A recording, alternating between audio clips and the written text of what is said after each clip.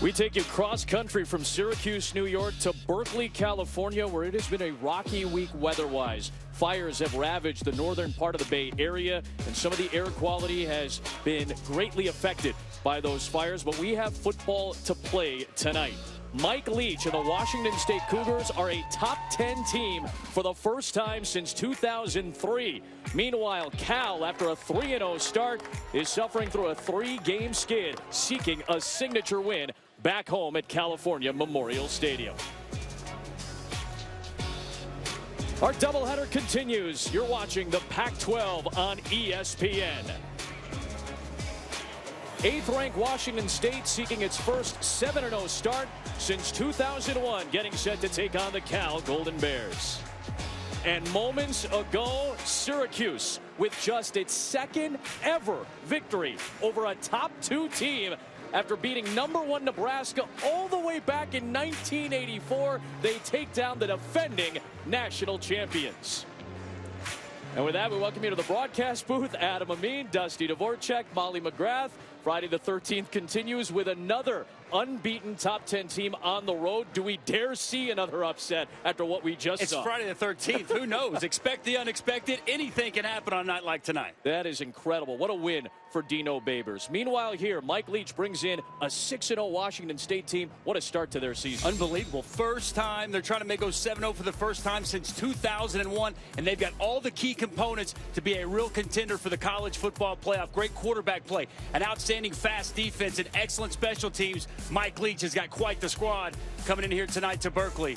And as far as Cal goes, what a start for Justin Wilcox. They roll out of the gates 3-0, but they've taken step backs the last 3 games, trending the wrong direction. What a great opportunity tonight against a top 10 opponent to get the ship righted and get back on track. As we discuss, the wildfires, over 20 of them that have taken place here in the Bay Area, have greatly affected the air quality here in Berkeley, California. For more on that, we go down to the field and join Molly. Well, Adam, both schools in the Pac-12 are closely monitoring this with the Bay Area Air Quality Management District, and they'll refer to an air quality index that ranges from 0 to 500, 0 being safe, non-polluted air. And the NCAA suggests anything at or above 200 results in a delay or cancellation of game. And in the most recent reading, it was at 170. It's been fluctuating, but you can see on this map there is a front of dangerous, hazardous air perhaps heading our way. We'll be updated on that, and they're going to be updating that every 30 minutes. So we'll let you know, and they're going to be keeping a close eye on their players in this game as well, Adam. Both teams are taking extra precautions. Some of the folks who work here in Berkeley are taking some extra precautions as well. 8th-ranked, unbeaten Washington State on the road at Cal. We've already seen one upset tonight.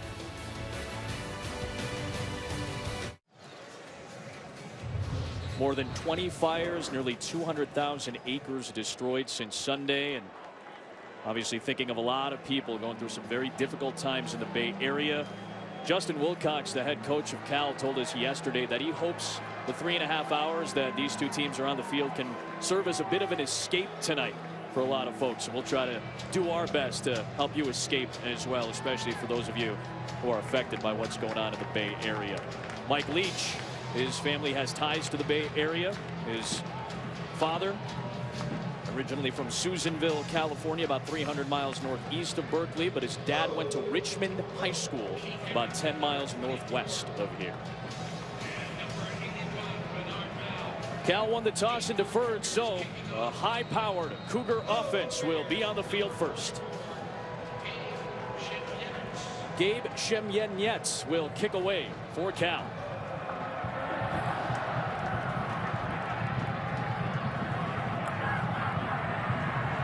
Renard Bell seeking space. Renard Bell with a flag down into the open field. 99 yards pending the penalty. What a start for the Cougs.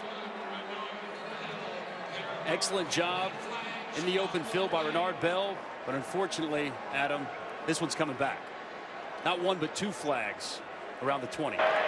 During the return, holding receiving team number 90, half the distance to the goal, first down.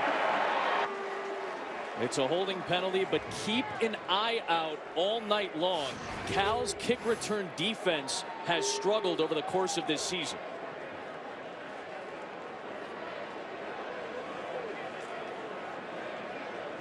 Daniel Ekuale, the defensive lineman playing on special teams there, got tagged for the touchdown negating penalty. Saw him with the right hand grab the defender, negating the big play. Luke Falk, this guy is skyrocketing up the Heisman Trophy watch list.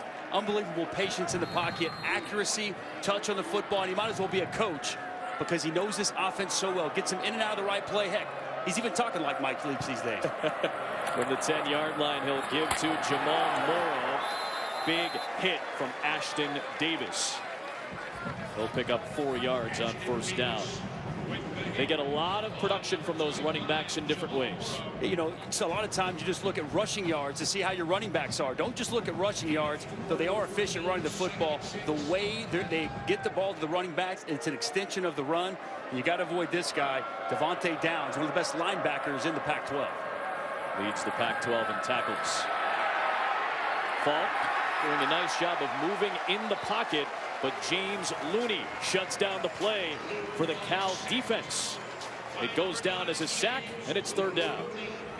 It's good coverage down the field. Luke Falk bought himself a little bit of time. Good pressure, just a three-man rush. Gets home.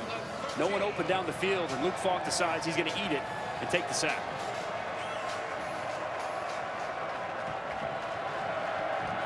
This will be interesting, Adam. Talking with Tim DeRuyter. Like the pressure on downs like this. Just a four-man rush into a dangerous window, and Cameron Bynum has his first career interception.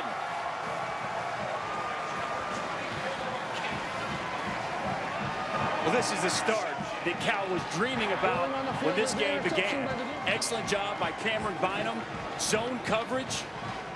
Reads the quarterback's eyes and breaks on the pass. Gets the Cal offense in great position. Outstanding job on the break. Just zone coverage. He's sitting back. He's watching the quarterback. Great break in front of Renard Bell to get the Cal Bears in great field position. Just the third interception thrown by Falk all season. And for Cal, getting back to what they did so well early in the year, taking the ball away. Vic Wharton gets dragged down by Jalen Thompson.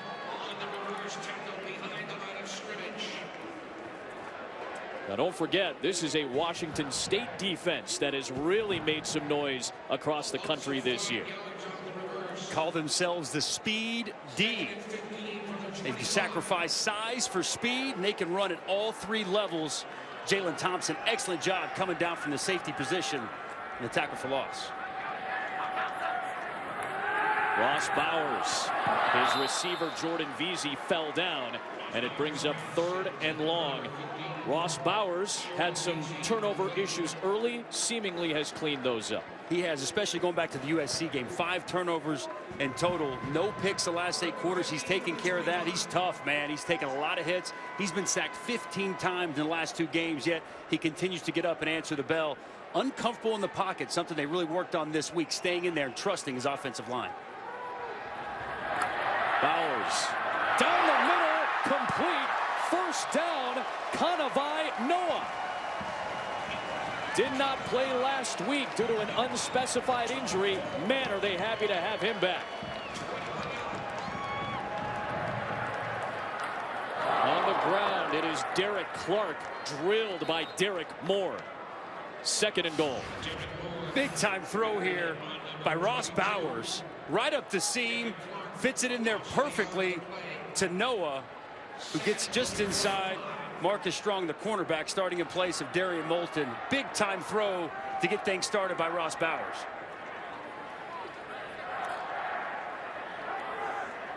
Cal, one of the worst red zone offenses in college football, trying to cash in.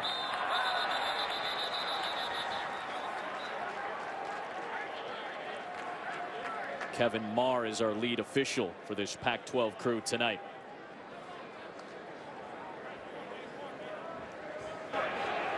False start. Offense number 80. 5-yard penalty. Repeat, second down. This is what Washington State's defensive line movement does to offenses. It's unbelievable. It's exactly what Alex Grinch wants. He wants to move right before the snap, get these offensive linemen thinking, and potentially move prematurely. That's exactly what you saw there. 5 false starts in the first half a week ago for the Oregon offensive line. Vic Enweri hit by Frankie Luvu. Just a yard on the play. 3rd down and goal. Man, Cal does not want to waste this early opportunity. We've seen Washington State's defense time after time this year get put in bad positions yet come up with key stops. Would be a key stop here for Alex Grinch and his defense. When they get in the red zone, the coverage gets tighter, a lot of man-to-man coverage, and Alex Grinch not afraid whatsoever to dial up the pressure. Bringing the pressure here. Bowers to the end zone, incomplete, looking for Noah, who wanted a flag. Frankie Luvu with a big-time application of the hit on Bowers. This is an outstanding job looping inside by Frankie Luvu, and nobody is there to pick him up. Excellent game, and he comes clean, gets the big hit on Bowers, and forces the throw before Bowers wanted to get out of his hand. Excellent job by the Washington State defense, bowling their back and forcing the field goal. From Matt Anderson, who gets Cal on the board first. Things have already gotten weird on a Friday night. Clemson going down early, and on Friday the 13th, maybe a little triskaidekaphobia in the air tonight. A 3-0 Cal lead to start. Since the FBS-FCS split in 1978, among teams that have played at least 50 top 10 opponents, Cal has the 2nd worst record since 1978 at 152-1. Early lead for Cal. And Bernard Bell will take a knee. How is Cal feeling right now? How should Justin Wilcox be feeling on the sideline? Feeling great, man. Come out, get a turnover to start the game, pick off a guy in Luke Falk who typically doesn't make mistakes, and you get an early lead 3-0. But on the flip side, if I'm Washington State, I feel like I just dodged a bullet, man. You only give up 3, and you could have easily given up 7. So a small victory there for Alex Grinch and the Washington State defense. So crazy to say, but you can find positives easily on the Cal side. But even if you're Washington State, you kind of feel like you might have weathered a little bit of an early storm there with holding them to a field goal.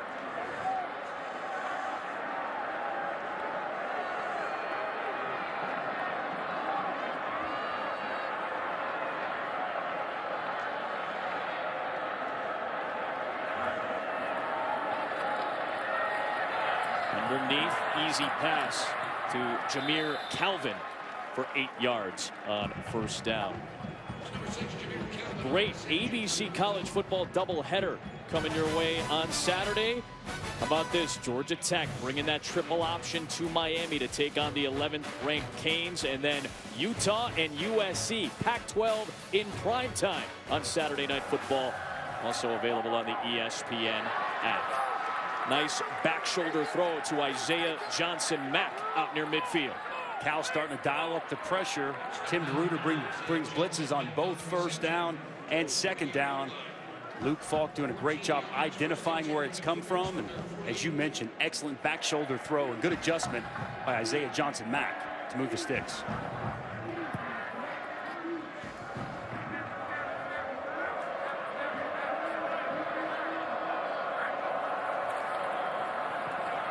Big burst for Jamal Morrow.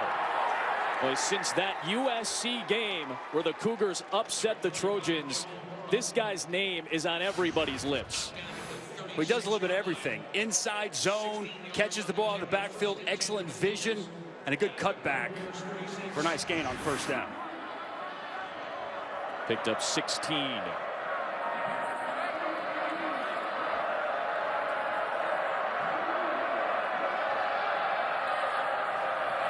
Morrow again. Nearly 10 full yards close to the sticks. Really starting to get Jamal Morrow going off the left side. The continent, Cody O'Connell, left guard, opens up a big hole. Jamal Morrow pays it off. A very good offensive lineman.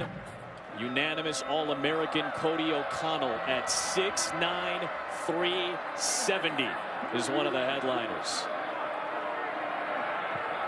It's a big man, Adam. Fair to say.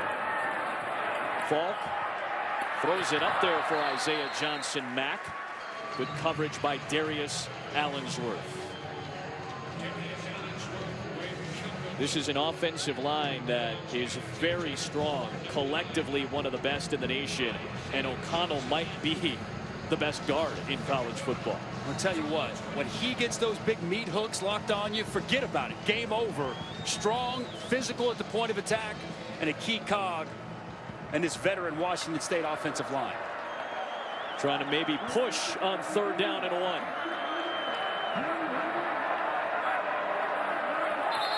It looked like Cole Madison, the right tackle, may have moved a little bit early.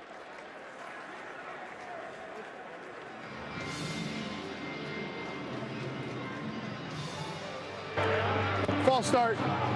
Offense number 61. 5-yard penalty. Still 3rd down. So that makes it 3rd down and 6 now. That'll drive Mike Leach crazy. Former offensive line coach that takes pride in that unit. A 3rd and very short now becomes 3rd medium and much more difficult to pick up.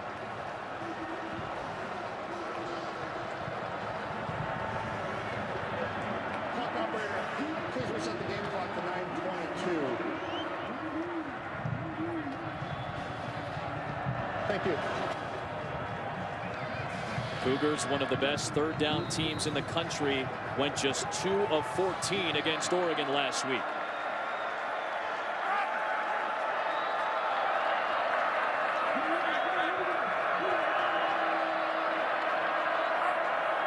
Blitz. Falk. Incomplete. Seeking Tavares Martin. Cameron Bynum, who picked off Falk on the first drive with great coverage. And this might be 4-down territory on a different occasion. Mike Leach and his crew never afraid to go for it in this territory. But they'll bring out the kick unit. They have a weapon now as a kicker. It's kind of made Mike Leach have to change the way he goes about his business, because to your point, this is typical Mike Leach. I'm going to go for it. When you look at Eric Powell, now 12 of 13 on the season and hitting 7 straight, likes to kick the field goal.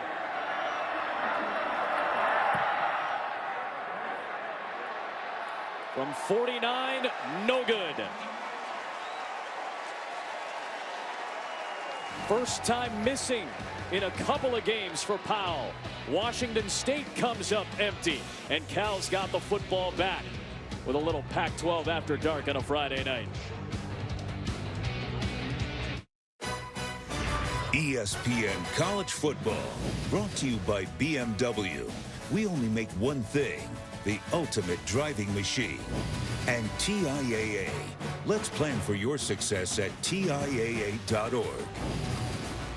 Many cultures believe that the number 13 is a little unlucky. The Greek culture believes that it's bad luck. The fall of Constantinople took place on the 13th of April. See a lot of floors, 13th floors omitted in elevators across the country and really across the world. In Asia, they very rarely have a 13th floor. Ironically enough, there were only 12 Friday the 13th movies. Jahad Woods isn't afraid to rock the number 13. That's a scary dude if you're a quarterback. Just ask Sam Darnold. Way off target from Bowers on 1st down. Looking for Jordan Veazey. Jahad Woods, part of a linebacking core that is going to try to get after a Cal offense that has seen flashes of very good play, but has not seen the consistency that Justin Wilcox wants to see yet.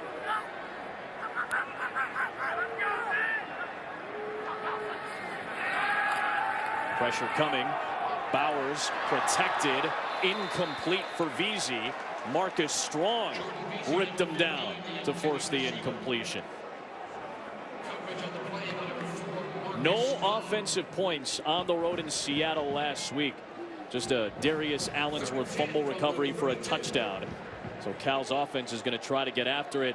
Can they prevent turnovers? That's a big key tonight. Well, they have to. And you got to remember, Washington State's defense has forced 15 coming into tonight. So Cal's turned it over. Washington State has really done a nice job taking it away. Bowers has one-on-one and overthrows Noah with Strong in coverage there.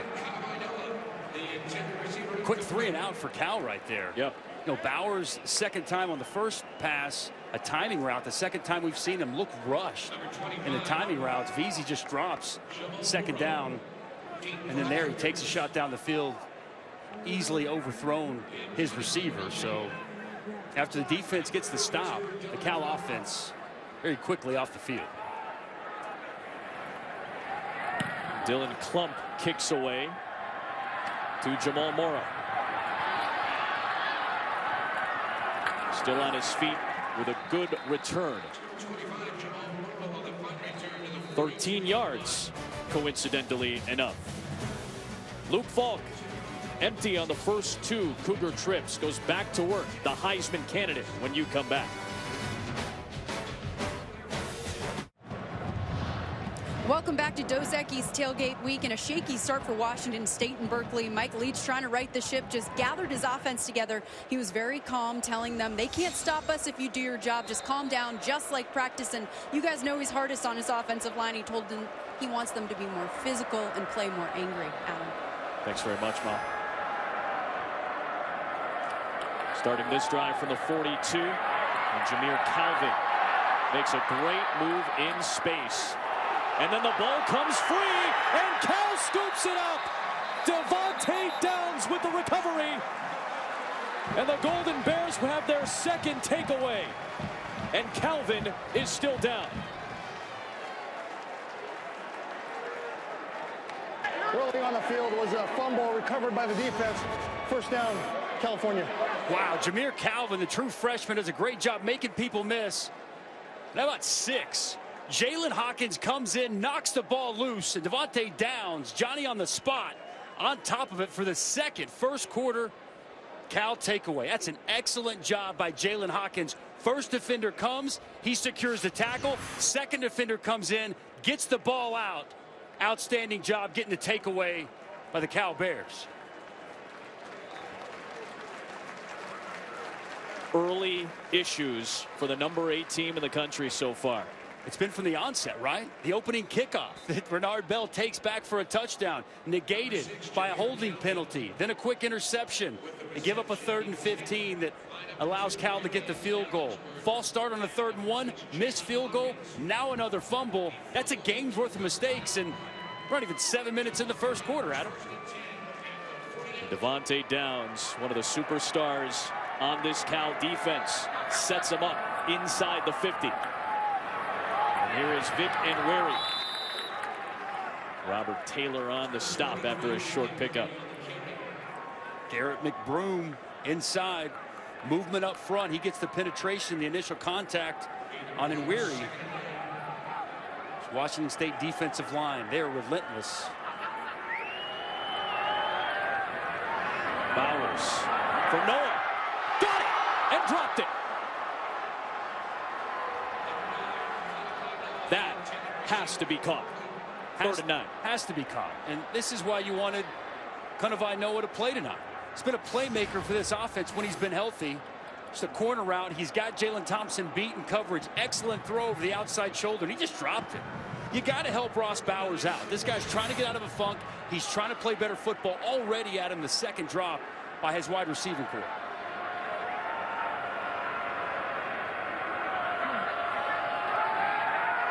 Pressure on Bowers. Did a good job of escaping the first wave, but down he'll go, and it will be 4th down. Dusty knows a little bit about this one, buddy. 112th Red River Showdown Part of Dos Equis Tailgate Week, 3:30 Eastern on ESPN and the ESPN app. How does Oklahoma bounce back after the surprising, shocking loss at home to Iowa State? Well, they're going to have to play better defense than they did a week ago, and even the Oklahoma offense fell asleep in the second half. What a great matchup. First time since 1947, two first-time head coaches locking horns there in the Cotton Bowl. And Adam, I'm biased, but I think it's the best venue in all of college football. Unbelievable there at the State Fair. What's going to happen tomorrow between Oklahoma and Texas? What do you remember the most about it playing in it? Oh, man. The ride in. When you ride in on these buses and you ride into the State Fair at Texas and you pull in this wave of people and the Oklahoma fans are cheering you on. The Texas fans are giving the old number one. They're beating on the bus. I mean, it's just, it's awesome. And then you walk down that ramp and you walk into the stadium, and the stadium is split right down the middle. Crimson on one side, burnt orange on the other. And then you just know as a player, it's time to get it. Joe Tess, Todd Blackledge, Holly Rowe on the call tomorrow from the Cotton Bowl. Can't wait. James Williams in the backfield with Falk. Patient as usual, but down he goes. Luke Beckett out of Little Rock, Arkansas, with a sack. The first full sack of Beckett's career. This is a coverage sack. Beckett's just going to work off the edge. You see him continue to work over on Andre Dillard. And we've talked about the patience in the pocket, but you've got to have a clock in your head and know that rush is going to get there. Excellent job by Beckett securing the sack. And Luke Falk's got to know better and get rid of that football. Plenty of time. All day for Falk. Looking deep downfield for Bell. Third down and long coming up. Well, Tim DeRuyter's decided he's just going to drop 8 and play coverage. And the one thing about Washington State, they attack you at all 3 levels in their passing game. Intermediate routes, over the top, and right there at the line of scrimmage. And as they drop 8, all areas of the field are covered, and Luke Falk can't find anyone open, setting up a very difficult 3rd and long from his own end. Look at how deep Cal is playing, all the way back near the sticks.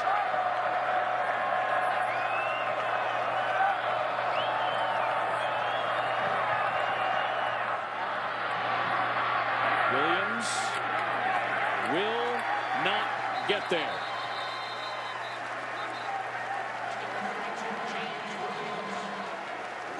You talked about it, how deep the second level of defense was sitting. All they were waiting was for something underneath, rally up and tackle.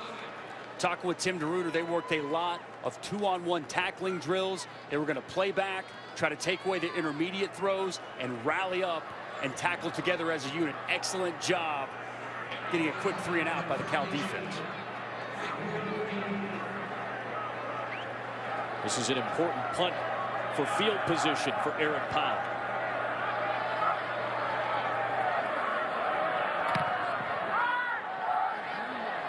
Wharton has a lot of space. Vic Wharton inside the 25-yard line for Cal. It was a short punt with not much hang time, did not allow the kick team to get down the field. And one thing we know about Vic Wharton, he's got speed and good blocking out in front as he hits the sidelines with an excellent return to give Cal great field position. Longest punt return of his career at 31 yards. Third time in 4 touches that they start in plus territory. Great release by Gavin Reinwald. 1st and goal for Cal.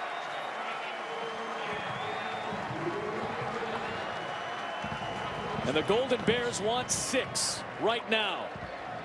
Love the play action pass. The aggressive defense doesn't see the tight end slip out the back door. And Wary ripped down by Justice Rogers. 2nd down and goal. They've already been down here before and had to settle for 3. This feels like in the recipe for an upset, you got to convert one of these. Can't keep kicking field goals. You're exactly right, Adam. You've got to make these opportunities inside the red zone count, especially when you're starting with such quality field position.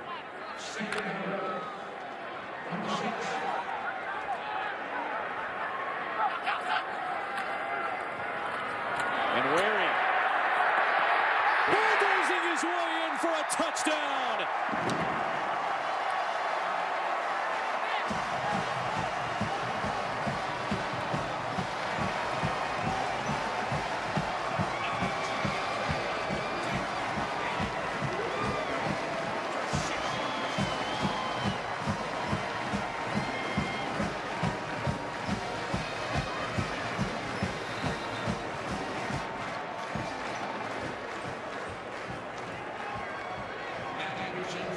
They called Vic Enweri a hidden gem in the state of Texas when he was being recruited.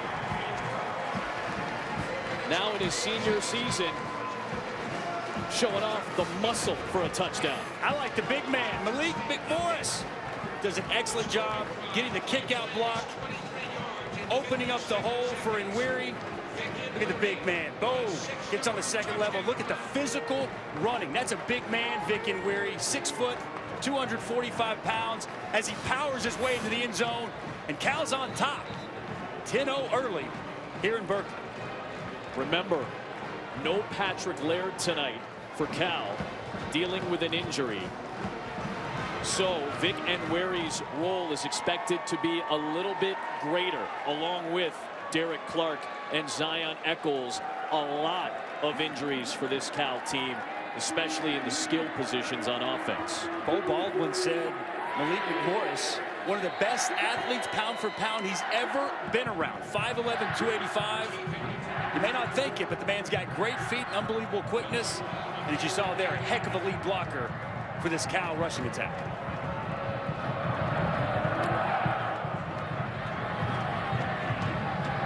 Touchback, Molly.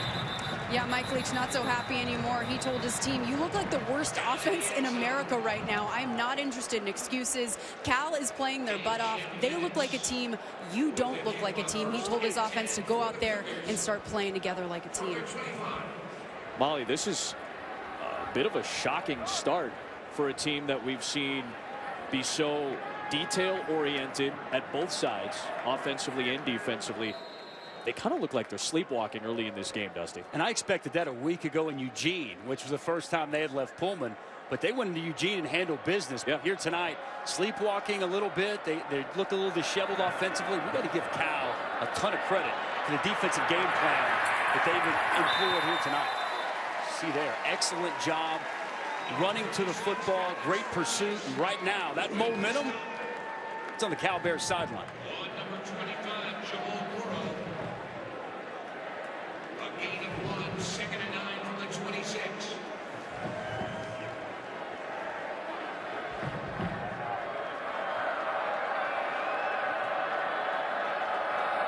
Blitz off the edge.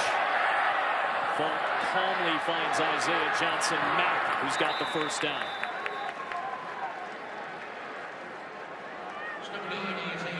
When we talk about the pocket presence for Luke Falk, Cal brings pressure off the edge. Watch this slight step.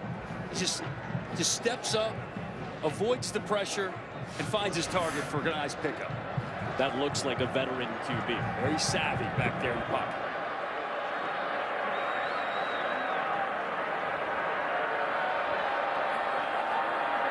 They love the shovel pass, and James Williams rumbles to the 41-yard line.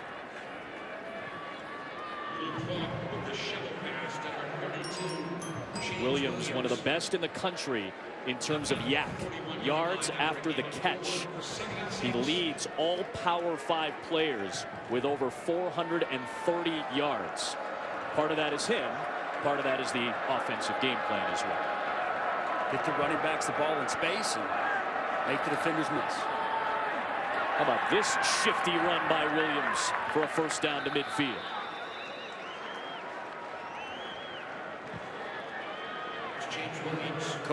Cody O'Connell doesn't just handle people right in front of him. How about him moving? Does an excellent job blocking, getting up to the second level, and allowing Williams to get a nice pickup. Falk empties it out now.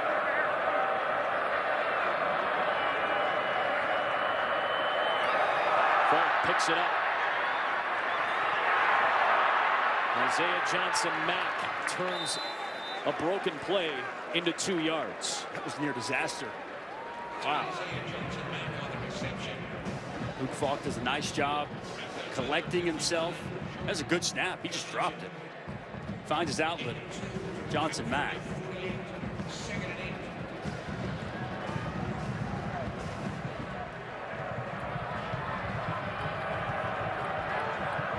One of the top completion percentages in college football. Already over 2,000 yards passing this season. Luke Falk came into tonight trailing just Josh Rosen of UCLA and Tyler Rogers of New Mexico State in passing yards. Leads all of college football with 19 passing touchdowns. And a big third down here for this Cougar offense.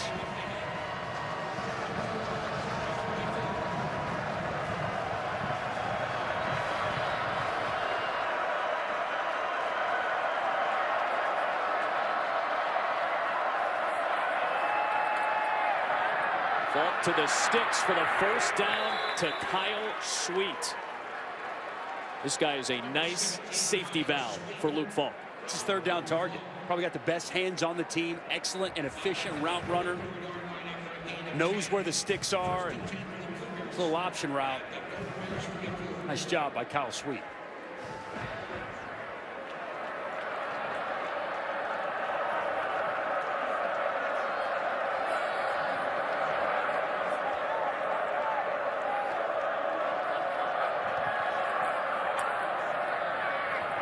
Calvin holding on to that football this time as he works to the 30. Two hands on the ball this time. A true freshman. You know what I like, though, Adam? Go right back to him. A lot of times, coaches, they'll lose trust in a player, especially a true freshman. This guy started to become a key cog in this offense, Jameer Calvin. Even though he fumbled a couple of possessions ago, they're still showing confidence and faith to go right back to him.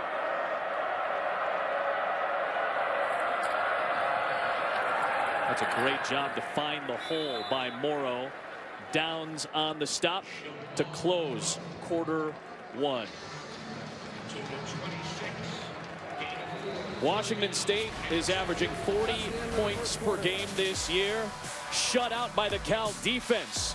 And the Cal offense got going after a poor performance in Seattle last week. The fear of Friday the 13th, paraskevidecatriophobia. Come at me.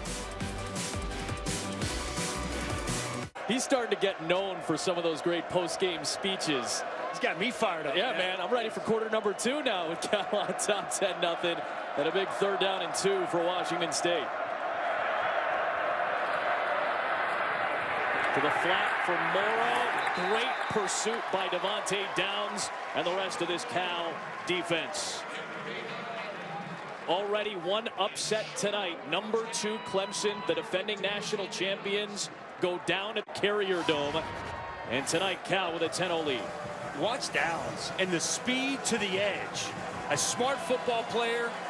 He knows exactly where it's going, and he beats Morrow to the spot. Excellent job by Downs making the play to set up a 4th and short.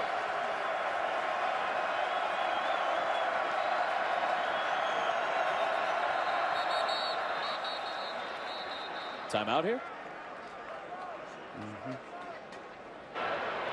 Timeout. California. They're first of the half. We'll take this timeout with them. Perhaps the defense wasn't fully prepared for 4th down and short. Can they make another stand? 10-0 Cal.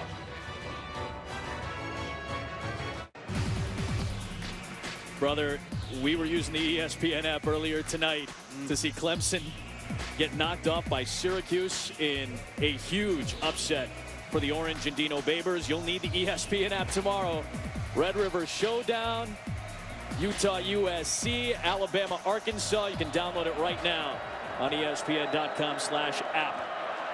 4th down and 2, Wazoo. Cal blitzes. Falk throws. Complete for a 1st down to Tavares Martin. What a clutch throw and catch for 16.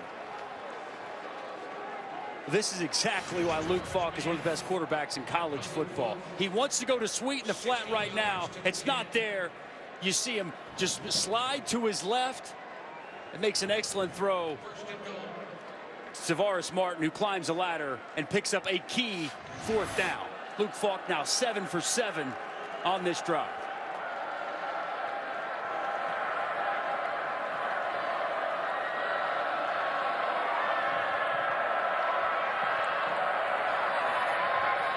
Williams.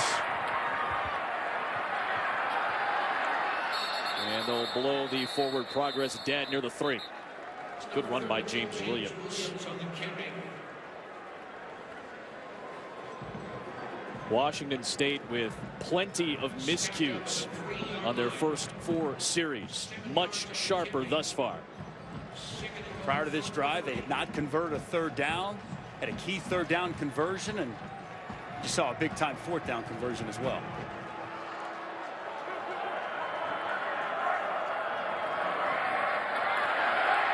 Williams dragged down. James Looney with the initial contact, and Downs finished it off for a loss of 8. Watching Looney on the film, I'm a fan. This guy gets up the field, he penetrates, really flashes. Does an excellent job working on Cody O'Connell, the All-American. Just gets to an edge and gets up the field. A big-time tackle for loss, setting up a long 3rd and goal.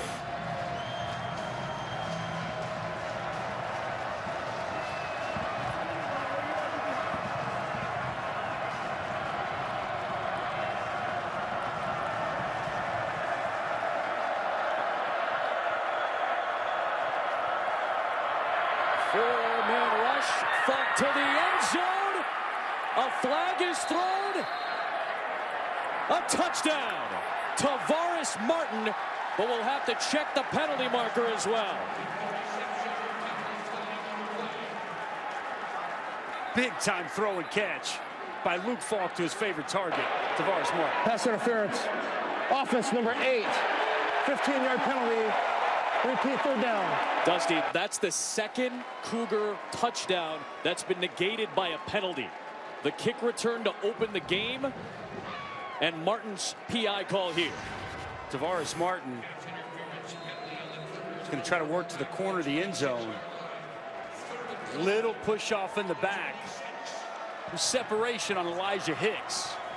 It's a great throw to the corner of the end zone and excellent concentration. The extension created the separation by the receiver from the defensive back, and it's a good call by the official. Falk is hit. Cameron Good with his first career sack. The redshirt freshman.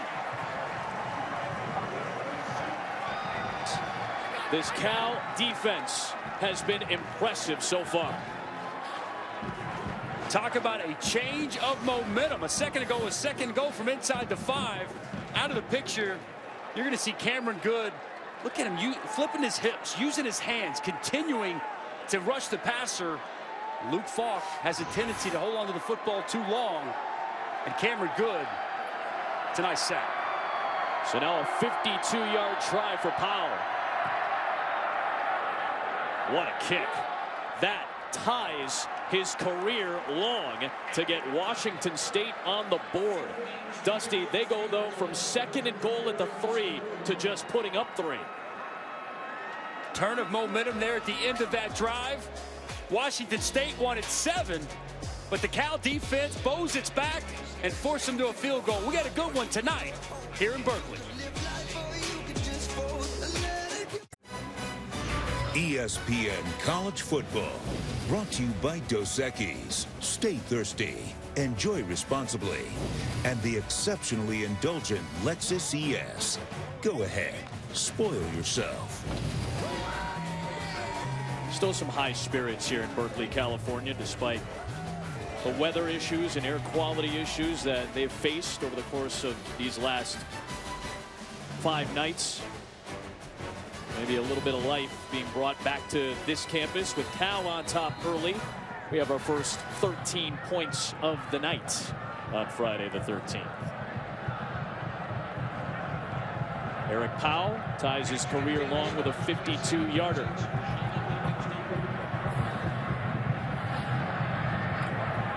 Ashton Davis on the return for Cal. Out across the 30-yard line. Well, it's been Cal's defense so far here this evening, forcing takeaways, good coverage down the field. A lot of sacks and pressure on the quarterback, Luke Falk. Swarming Cal defense all over the field this evening. They've got this Washington State high-powered offense puzzled, trying to figure out how to get back on track. Big credit, defensive coordinator Tim DeRuyter and his bunch. Good catch by Gavin Reinwald, who's becoming a bigger threat on the offensive end in his true freshman season.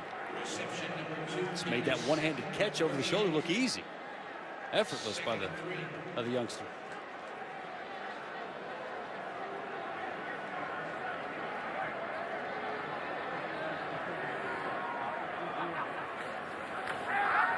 Quick throw to Wharton. First down near midfield. Strong on the tackle in the open field.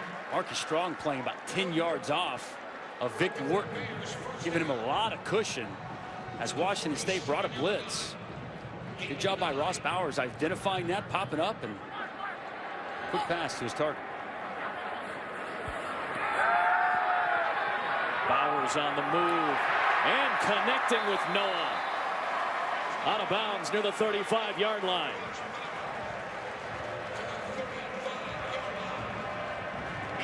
$18-yard pickup for Bowers on the move. Excellent accuracy, as you mentioned, outside the pocket on the move. Bowers tosses it up for Veazey, and Veazey could not come down with it. Sean Harper on the coverage, and Veazey pleading his case to the official, perhaps asking for a pass interference. I thought it was a little bit that the contact got there prematurely, but still, Jordan Veazey, that's the second drop he's had tonight. And I watched the film of the last 5 games. I saw drops in every single game from Jordan Veazey. He's going to have to do a better job catching the football and helping out his quarterback. Penalty flags come flying in for a false start. False start. Offense number 72. 5-yard penalty. Still second down.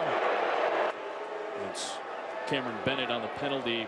What did the coaching staff tell us about Jordan Veazey?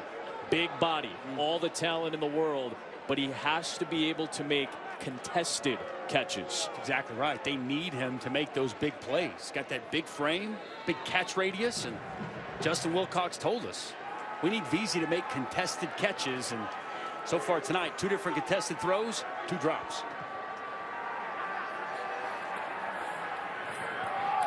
Good timing route to Wharton. Hard hit by Harper. They'll pick up 7 to set up a more makeable 3rd down and medium here.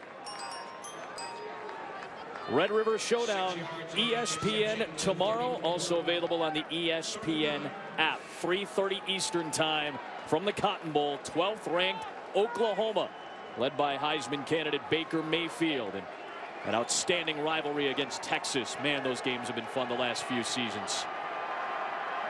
3rd and 9.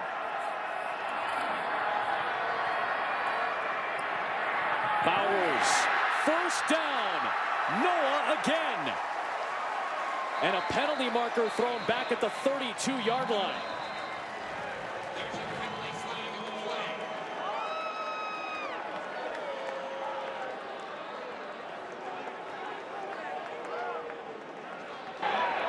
Ineligible receiver downfield.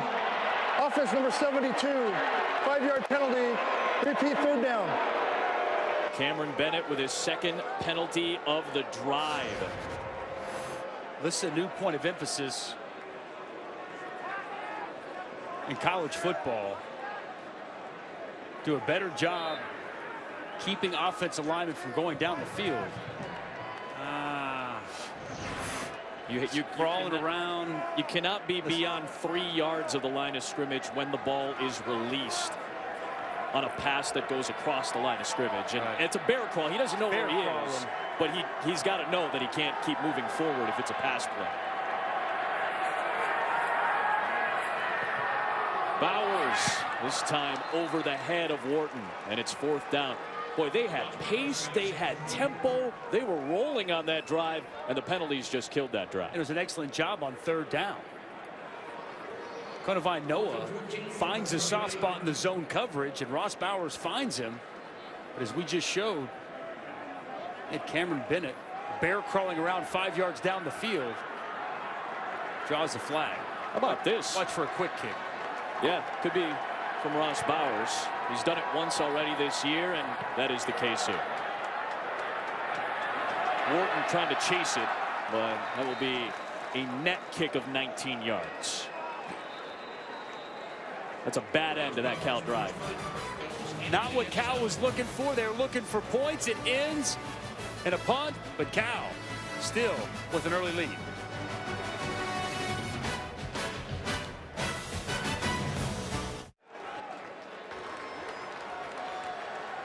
Again, we're monitoring the air quality index here in Berkeley, California. For those of you curious, you can actually check it out on your own at airnow.gov. The AQI is an index for reporting daily air quality. It tells you how clean or polluted the air is and what associated health effects might be a concern for you. 0 to 50 is excellent air quality. The closer you get to 200, that's where the NCAA has its mandate to perhaps take players off the field. Air quality has been around 160 since kickoff tonight. Luke Falk picks up 3 yards, but he gets taken down by Chinedu Udogu. Yeah, Adam, and some winds are coming through, and some extra ash and extra smoke has fallen onto the field, I've noticed. But as quickly as it comes, it's also carried away by the wind. But you can see the entire stadium is kind of shrouded in a little bit of a haze down here. This is not the Bay Area that most of us know. Molly, you're from this area. You know what this area is typically like. Yeah, we get fog here, but nothing like this. I was talking with a Bay Area native today. She said it was the first time she had seen blue skies, though, since Sunday here in Berkeley. Falk taken down again, but penalty markers come flying in late after the Evan Weaver tackle. Could be a face mask penalty against the sophomore from Washington.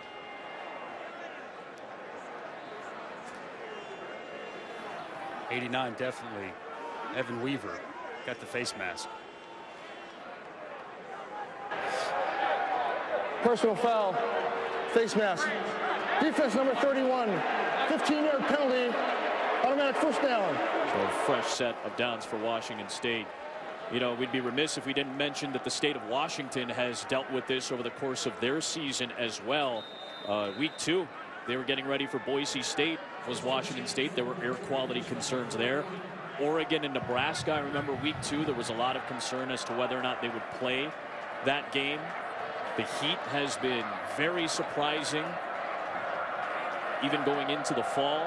A lot of weather irregularities. Jamal Morrow on a short pickup. You know, being here, you see pictures, the national pictures of the fires, but once you get here and you see the smoke and you feel it and you talk to the people and you watch the local news, it really becomes real. And just want to say thoughts, prayers, and a speedy recovery to all those affected by these fires. More than 20 wildfires engulfing several parts of Sonoma and Napa County. Falk incomplete for Tavares Martin. That'll bring up 3rd down and 8. 7 to play. 8th-ranked, unbeaten Washington State playing just its second road game of the season. Down 10-0 after one. Trying to avoid what we saw in Syracuse tonight with a top 10 team going down. The Cougars a top 10 team for the first time in 14 years. Cal continuing its brutal schedule in 2017. Off and blitz. They'll bring 4. Falk with plenty of time and a release to Isaiah Johnson-Mack down to the 39-yard line.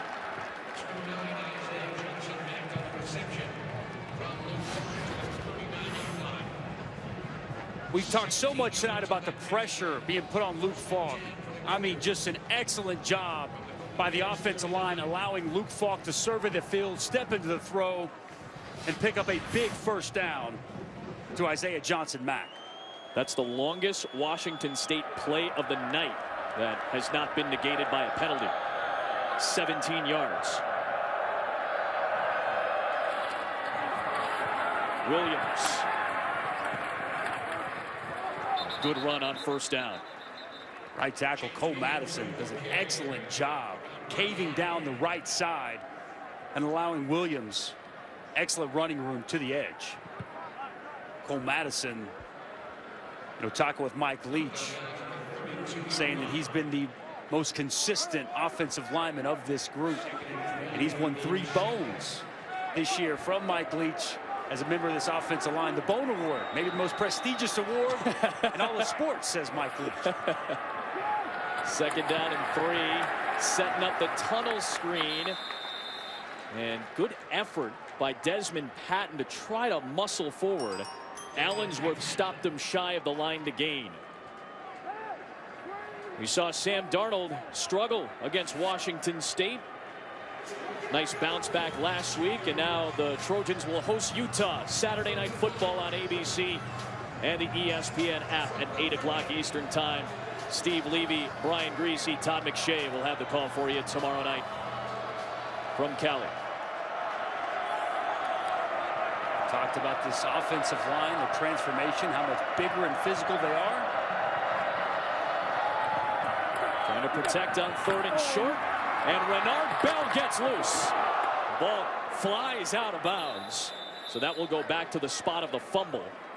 But a first down conversion for Bell and the Cougs. I was expecting them to lean on that offensive line and run for the first down, but excellent job as they motion Renard Bell across the formation. It's man-to-man coverage. Coverage can't keep up with Bell. Simple throw to the flats, and Renard Bell continues to get better week after week after week and becoming a key cog in this Washington State passing attack.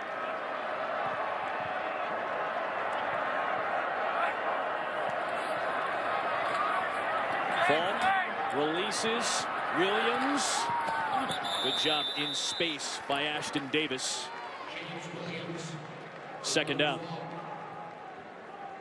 I'll tell you what, Luke Falk doesn't miss much, but he missed Jameer Calvin in the middle of the field. Nobody with him as he's raising his hand wide open in the end zone. Doesn't typically happen to the savvy vet Luke Falk, but he missed one there. Calvin got behind the underneath coverage and was wide open. Could have been 6. Blitz off the edge. And that's the man who blitzed. Darius Allensworth, the redshirt senior, with the sack. His first in 3 years.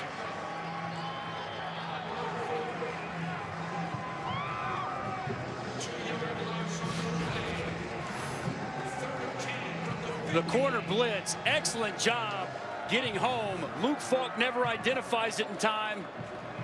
As you see the corner, Darius Allensworth, the senior, fighting through the block of James Williams, picking up Cal's 4th sack here in the first half.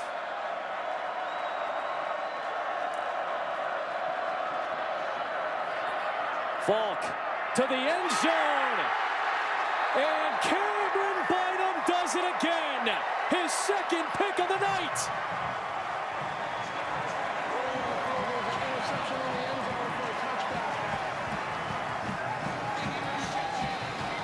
Second time zone coverage. Looks like cover 2. Nobody threatens the flats, so Bynum continues to sink. Luke Falk tries to fit it behind the corner in front of the safety.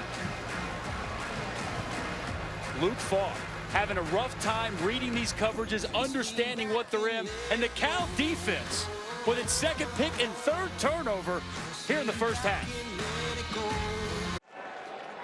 This is a displeased Mike Leach right now. 3 turnovers by Washington State, and now Cal sets up at the 20. And they go to Vic Enweri, who's got a first down. Washington State, a lot of mistakes that you would not expect to see from a 6-0 team. It's on the onset. A hold on the opening kick return that goes to the house. This is the first of 2 Luke Falk interceptions, both by the cornerback, Cameron Bynum. Another fumble, and been several mistakes here along the way early on in this first half, and it's got Cal in a prime position with under 3 minutes to play before the halftime. Remember that Cal will get the ball to start the second half. So if they run out the final 2:40, A, they've got a chance at points to extend the lead, and B, they'll be able to try to pick up that momentum immediately in the third quarter. So an important drive on both sides. Into traffic for Reinwald and incomplete. The intended receiver incomplete. 39 from the 40. One thing this Washington State defense pride themselves on, pressuring the quarterback, creating turnovers. Washington State yet to have either a sack or a takeaway. See if Alex Grinch dials it up, create some pressure. Bring 5 here. Bowers, a little too tall, through the hands of Jordan Duncan. It's a nice job by the offensive line picking up the pressure. Ross Bowers had plenty of time to make the throw, and he had a man open in Jordan Duncan. Just a tad too high. And now, Dusty, 2:16 and all 3 timeouts. Plenty of time for Washington State.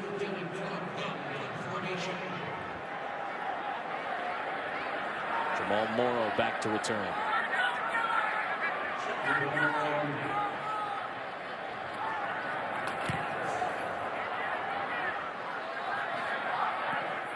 We've already had 6 quarters of Freaky Friday action here tonight so far. I wonder what Adnan Virk thinks of the movie Freaky Friday. You know, terrific cast, I have to say that. It is Friday the 13th, and that theme, Adam, is going strong because of the fact Clemson goes down against Syracuse. What does that mean now for the Tigers moving forward? Plus, we'll focus on some big Pac-12 matchups out west, and also the Red River Showdown for Oklahoma and Texas. It's going to be a ton of fun this weekend, and maybe another upset brewing in your game, Adam. Back to you. I give this first half for Maple Leafs. Adnan Virk, so far, it's been fun, but a crucial drive for the Cougars to try to get some momentum into the second half. Jamal Morrow, when you need a big play, you can get it from this young man. Look how fired up he is right now. Cal elects to play more coverage, a light box. Good identification by Luke Falk. The inside zone, big hitter on first down. Their longest run of the night at 17. Falk able to sidestep the pressure.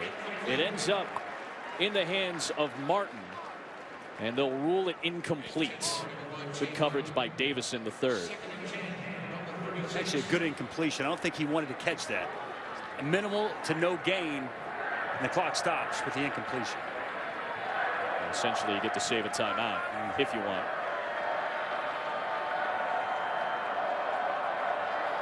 Cal blitzes. Falk into a very tight window. And Brandon Arconado is going to have it ruled incomplete by the officials. That would have been his second career reception. They'd love to bring Devontae Downs as a blitzing linebacker. He comes up the A gap. Ooh, careful. Downs hitting Luke Falk in the lower part of the legs. Anytime you see a quarterback take a shot there, you're always a little bit nervous. But the senior quarterback hops up and looks healthy. The previous play is under further review. The ruling on the field was an incomplete pass. Pac-12 uses collaborative replay, so they will review whether or not Brandon Arconato had possession through the process of the catch.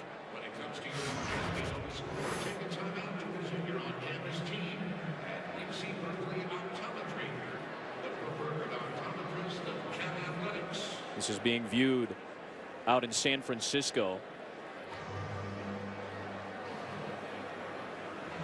Pac-12 replay center. This would be a 9-yard gain or so if they overturn it, but I don't think they're going to overturn it. Yeah, I don't see anything so far.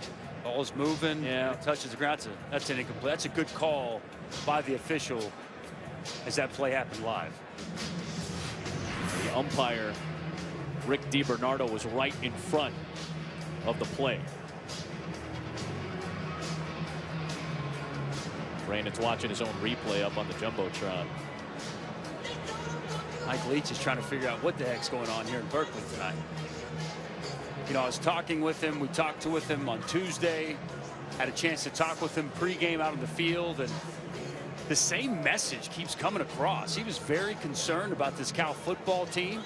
He told me they've got some players. They've got explosive players on offense.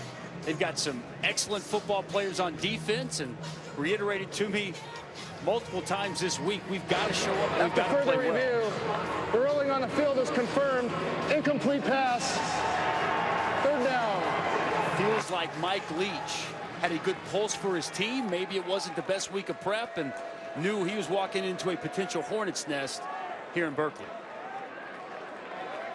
First time Washington State enters a game as a top 10 team since Bill Doba's first year back in 2003. Third down and 10.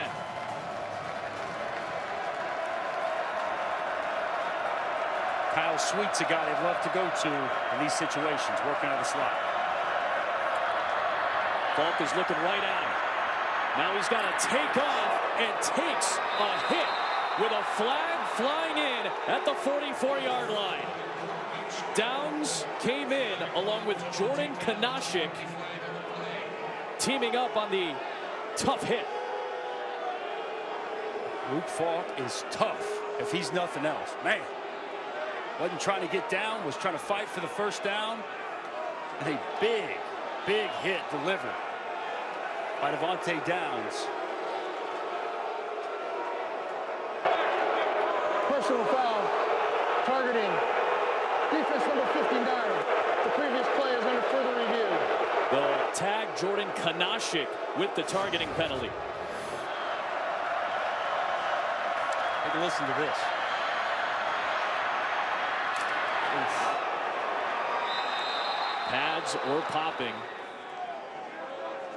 There was contact by Kanashik up above the shoulder area to the helmet.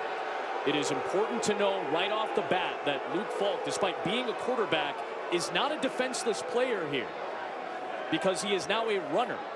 That is very key to note. The question, I think, becomes, is there a launch, right, Adam? And does he use the crown of the helmet? You're looking for forcible contact above the shoulders against a defenseless player. You scrap that because he is not defenseless, or forcible contact with the crown of the helmet along with some kind of indicator. I don't initially see anything there. You know, I'm a defensive player. You know, I don't like the call. I don't like the rule. I don't like the call here on the field. I'm all about player safety. Big advocate of that. But as Luke Falk becomes a runner, he is no longer defenseless. And to me, I never saw a launch. I never saw the usage of the crown of the helmet upon contact. His face mask, his eyes are up, face mask up. Did you see any slight lowering of the head at all from Kanashik there? Perhaps that's the only thing you could find. But going back to your point, I didn't see a launch of any sort. I'll tell you, though, watching college football throughout the year, these calls have been all over the place. I've seen. They can remove the penalty here if they deem that there is no targeting. Looked to me like it was the side of the helmet, not the crown of the helmet. Yeah, that's important to know. After further review, there is no foul for targeting. It'll be 4th down. I think the officials were looking at the same thing that we were looking at. No real indicator, no launch or thrust. And the contact was made not with the crown of the helmet, but the side of the helmet. That's what the officials ruled against Khanashian. That's an excellent job by the replay officials. Our guys getting the proper looks to the officials. That's a correct call. And that's whenever I do. I love the fact that they can go to the replay. They can fix a wrong call on the field and take it away. Good job by Khanashian. That's a good clean hit. How about this, Adam? Whoa. Mike Leach rolling the dice on his own side of the field. At his own 44-yard line, it's 4th down and 2.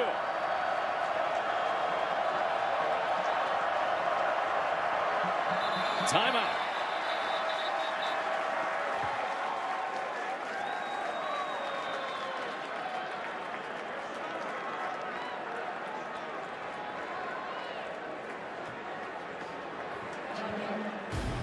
Oh, don't forget Sunday NFL Countdown presented by Snickers gets your Sunday started off right at 10 o'clock Eastern time on ESPN and the ESPN app. Week 6 of the NFL getting going. I'm headed to Minneapolis. I get a good divisional matchup on the radio with Packers Vikings. And then Monday Night Football. Will Marcus Mariota be ready to go dealing with injury for the Titans as the Colts come into Nashville in an AFC South contest? Monday Night Countdown served by Applebee's starts it all up at 6 o'clock Eastern time on ESPN. Also available in Spanish on ESPN2. Are we ever going to see Andrew Luck this year?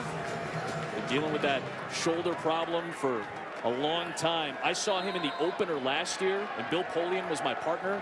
Even he was saying a year ago, something doesn't look right with Andrew Luck's shoulder, and man, that has been a lingering injury. It's the right call by Mike Leach, by the way. I think that would have been. Oof. Ends up right at the line of scrimmage, maybe just beyond. Mitchell Cox with a brutal kick. Hey, I recognize that the punt was not good. It doesn't work out for Washington State. So I look like a fool for saying this is the right move as he punts it for no gain.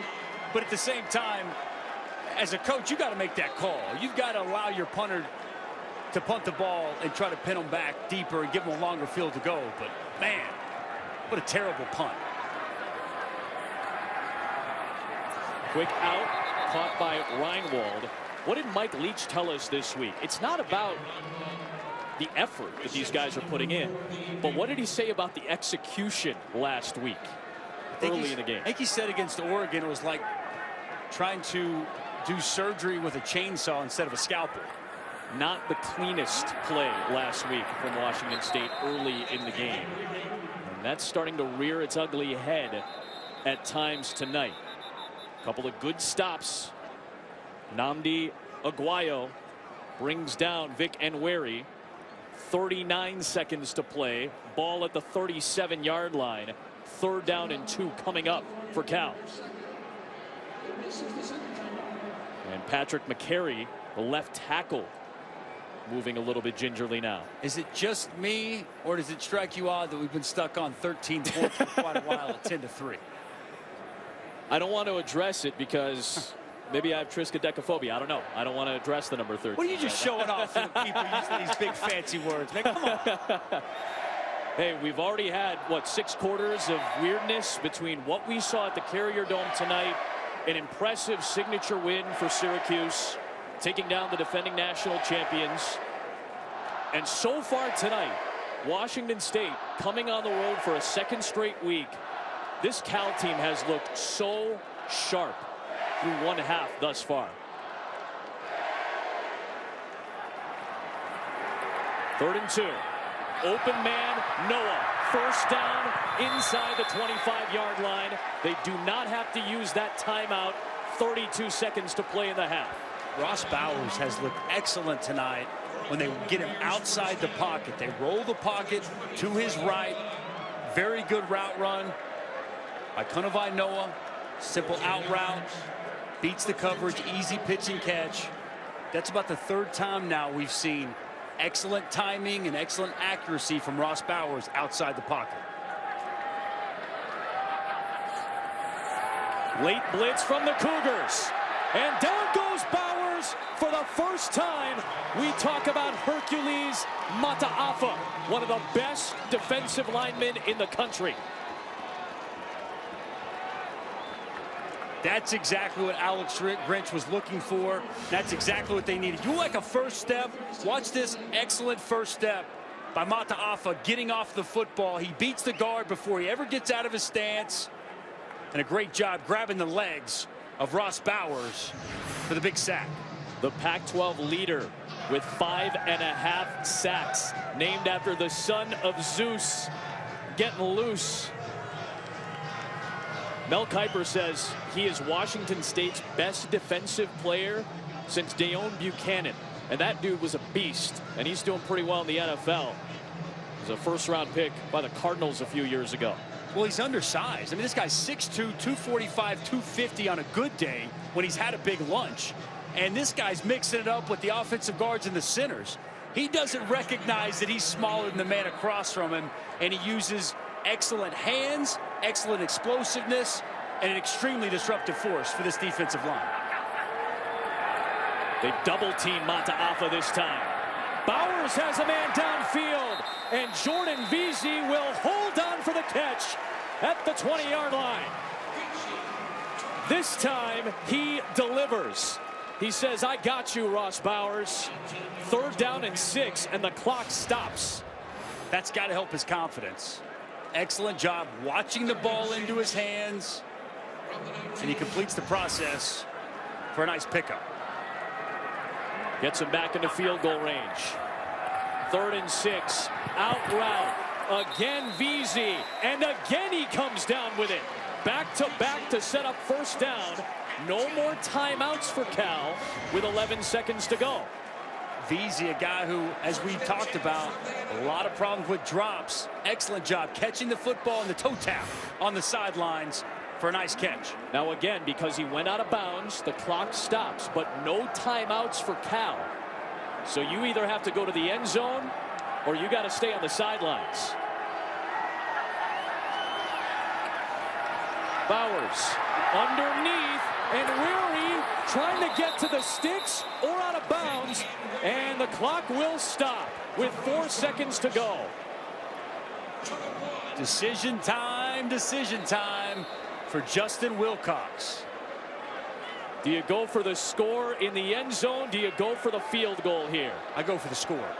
You go for the touchdown here? I'm going for the touchdown. I'm at home, kind of playing with house money a little bit. You know, it's a matter of time before Washington State's offense gets into sync and starts putting up some points. I'm this close. I'm looking for 6, not 3. There is a protester on the field. We will not show you this particular protester being taken away by 2 officers to the near side of the field. This protester happened to be holding I believe, a stuffed pig, a stuffed animal pig, and non-violently is being pulled off to the near side of the field. 4 seconds left at the end of this first half. The clock is stopped. It feels like one play. I don't know if you have time to just throw a quick throw or anything like that. I think it's one play. And somebody's about to go into halftime with some momentum and feeling good about themselves. This is a huge play, bro. This is a big play. A field goal, mind you, makes it a 2-possession game. So if you walk away with 3 points, you're not in bad position. Now the chains are going to come out. And they're going to spot this football inside the 2. So you're settling for the field goal? Playing conservative?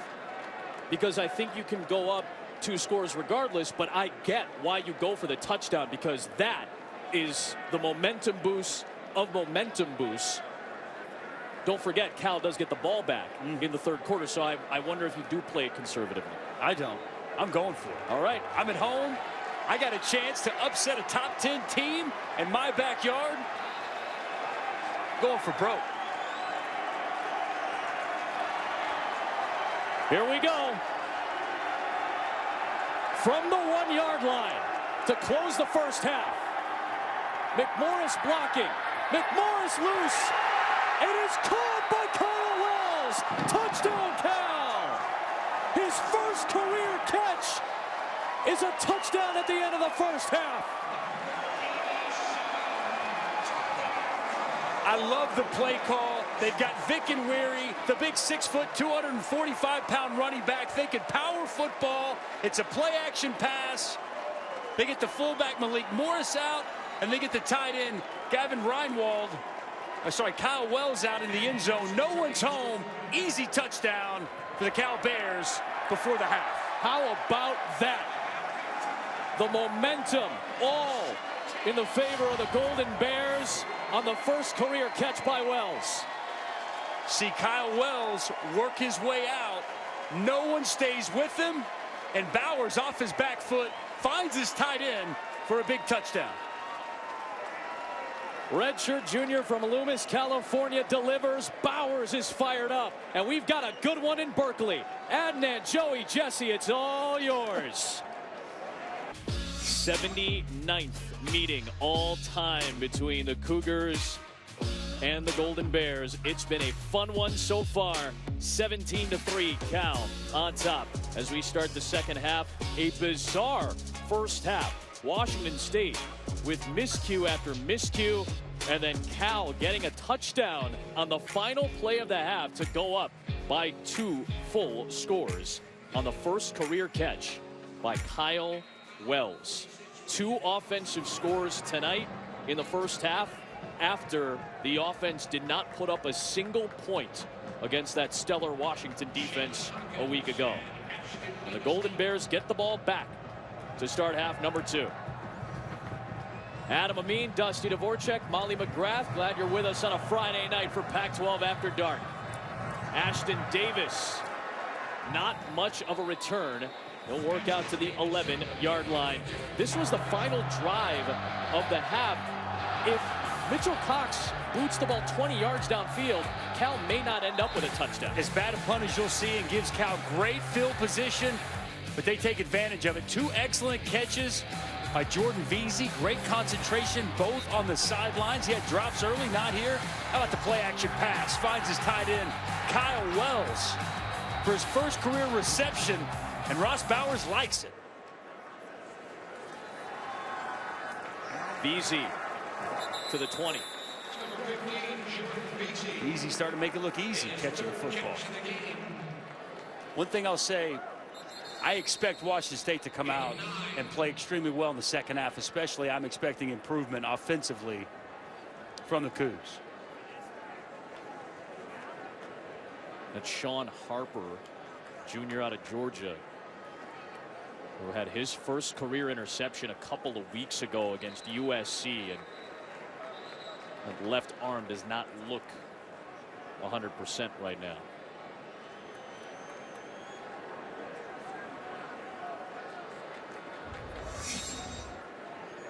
Bo Baldwin, the offensive coordinator. Justin Wilcox, the first-year head coach, with Ross Bowers, the first-year starter at QB. Great job to bring down Nwaneri by Hunter Dale. Yeah, Adam, I noticed Justin Wilcox is so calm on the sidelines. After his defense forced a turnover in the first half, he didn't celebrate. He didn't even crack a smile. He went over to his defensive players and started coaching them up and making corrections. He is so focused and so locked in, and that's what a lot of his players have said, is that he's just the same demeanor no matter what's going on the field. Molly, I'm thinking about the halftime interview you just did with him like 15 minutes ago. They just went up 2 touchdowns. He was as cool as a cucumber getting ready for the halftime break. Deep shot from Bowers. It is caught by Wharton. What a throw and what a catch into Cougar territory. That's a dime right there by Ross Bowers as he finds Vic Wharton. It's good pressure inside by Daniel Ekuale. And Ross Bowers stays in the pocket. He trusts his offensive line and drops a dime to his wideout.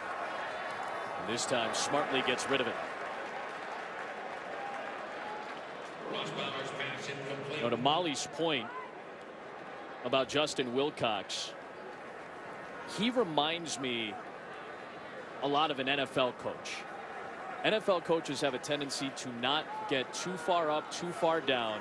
There are certain NFL coaches that you deal with, they have a very level demeanor, and it almost seems like they're not moved emotionally by certain things.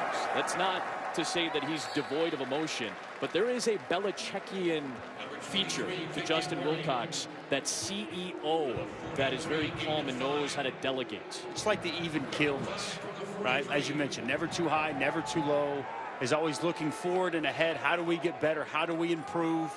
And you mentioned delegate. The one thing that I loved about speaking with him, the collaboration he has with his coaches. He listens to all his coaches, not just his coordinators, takes all their opinions, all their advice, and then tries to formulate the best possible decision and steer the ship of the team in the right direction. That's what good quality leaders and good quality coaches do. That's Justin Wilcox. Think about the guys that he's worked under when he was the linebacker coach here. That's Jeff Tedford. When he was the DC at Boise State, that's Chris Peterson. At Tennessee, he said that Derek Dooley was the most organized coach that he ever worked under. You go back to Washington and USC under Steve Sarkisian, a great offensive mind to counter the defensive-oriented Wilcox. And then he could not say enough good things about Paul Chryst, the head coach of the Wisconsin Badgers, whom he served as defensive coordinator under a year ago. His offense's drive just stalled, and Washington State trailing by 14. Let's see what Mike Leach and Luke Falk have in store for us when you come back to Berkeley.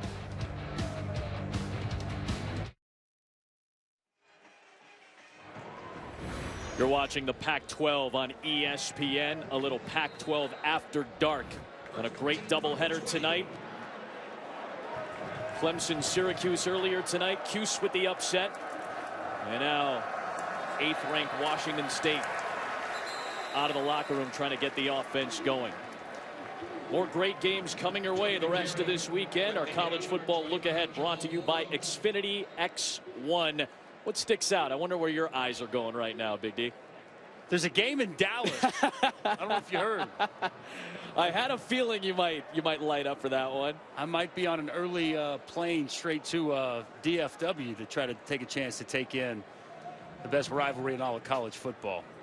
There's a great slate of games tomorrow, though. Absolutely. This is a bad sign for Cal's defense.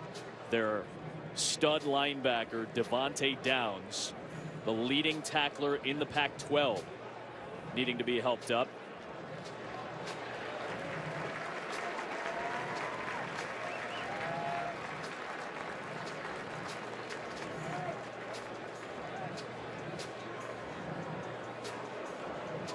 Two-time Pac-12 Defensive Player of the Week, a high school running back. Ran for 1,200 yards and 24 touchdowns as a junior, and then missed his senior year of high school due to injury. Comes in at Cal from the state of Washington and becomes one of the best linebackers in the conference. Garen Brown, the redshirt sophomore, the former Washington Husky, checks in. Wide open Kyle Sweet, first down, out across the 40-yard line.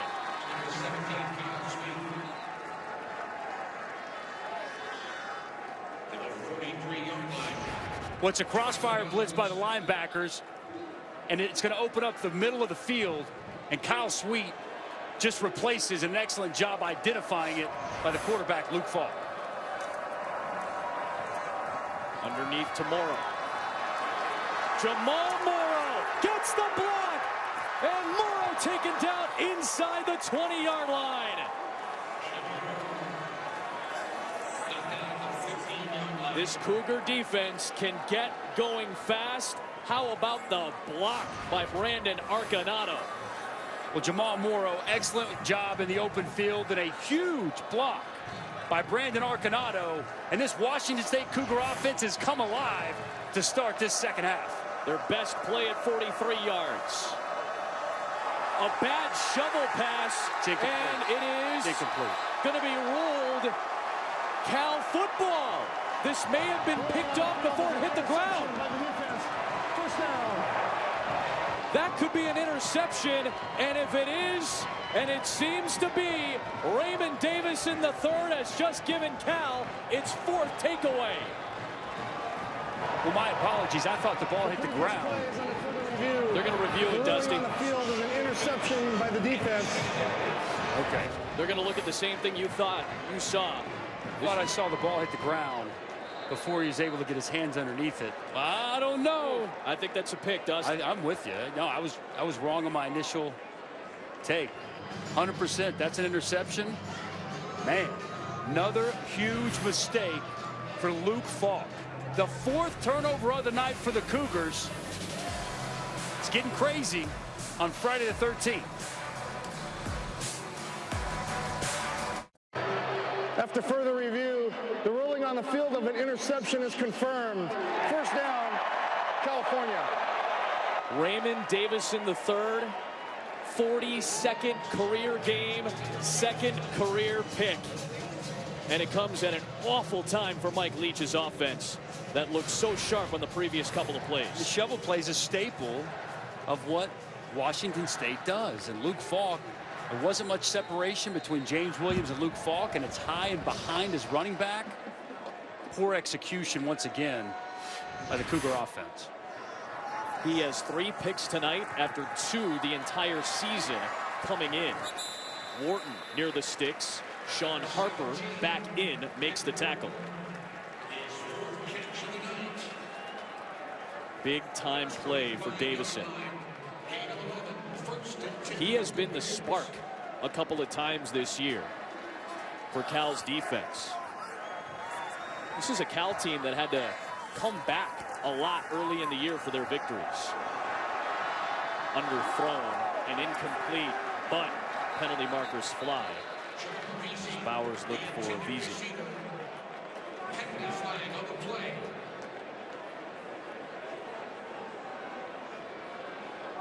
Area of defensive holding, Adam. We may have seen a grab before the pass was thrown, which would be a holding penalty. Prior to the pass, holding on an eligible receiver. Defense number 34. 10-yard penalty, automatic first down. That's rare for a really good coverage safety in Jalen Thompson.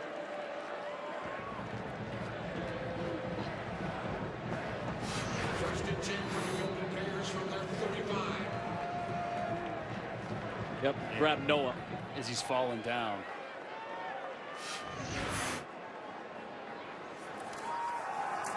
And Wary dragging a couple of defenders with him.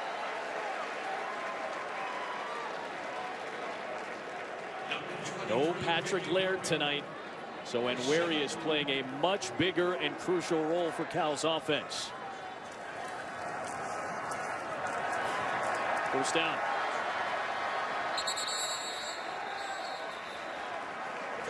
'99 Malik McMorris on the last play. A pancake by the big fullback / tight end. Opened up that hole for Vic Nweri. How big's this dude again? 5'11", 285. He's a bowling ball and a heck of an athlete. Bowers. Noah. Down to the 25-yard line.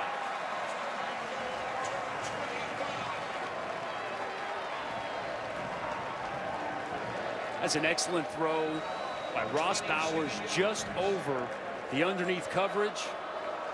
And he finds Noah wide open in a window for a big first down.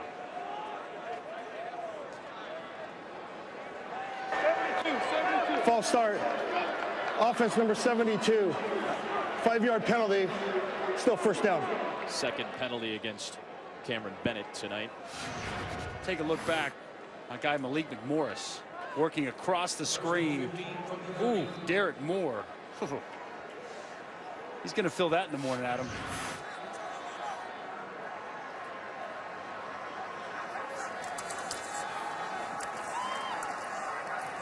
So it'll be Derek Clark on the carry. Picks up 4 of those penalty yards back. You talked about Malik McMorris.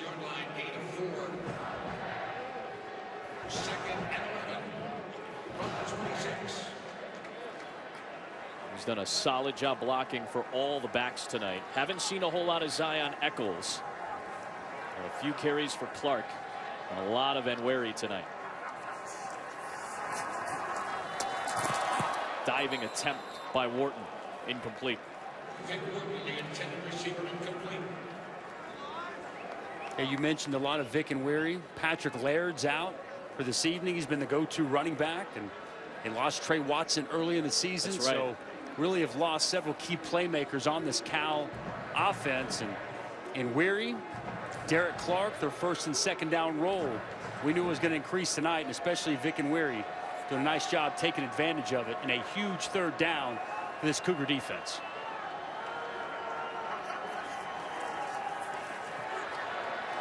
Bowers to the end zone. Is it caught? Incomplete for VZ. But there is a penalty flag, and this may go against Marcellus Pippins. It's going to be a hold, Adam.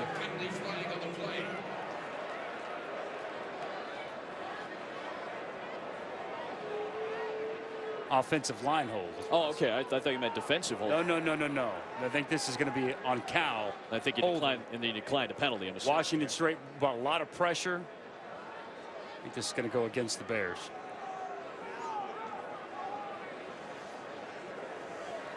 Let's see if they're going to decline or accept here, because Cal's in field goal range, so that's an interesting call right now. Personal foul. Chop block. Offense numbers 22 and 57. 15-yard penalty. Will repeat third down. So it's Ohms, the center, and Clark, the running back. So they get called for the chop block. 15-yard penalty here. Working on Jihad Woods, the blitzing linebacker. It's a good call. Yep. The center is engaged with Jihad Woods as he's blitzing. And then you see Clark go low and take out his legs. Excellent call by the officials.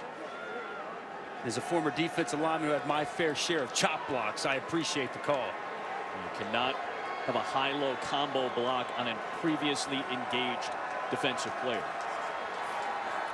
And now 3rd and 26. And just trying to get back into field goal range. Incomplete. Good coverage by Marcus Strong.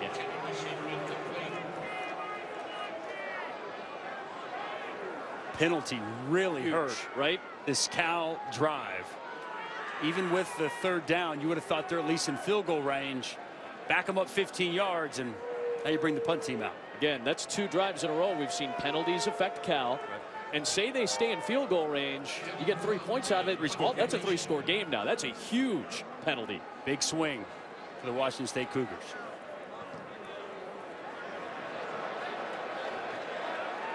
Good punt coverage and a good kick by Klump inside the 5. The last time Washington State had the football, a bad shovel pass. Surprising for a Mike Leach offense. And all you have to do is this. Here, I'll show you.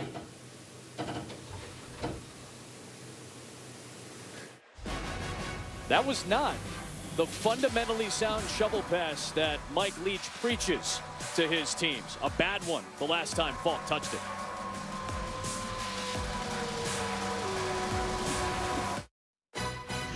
ESPN College Football, brought to you by Nissan, premier partner of the Heisman Trophy, and Wendy's fresh, never frozen beef hamburgers, the official hamburger of the NCAA.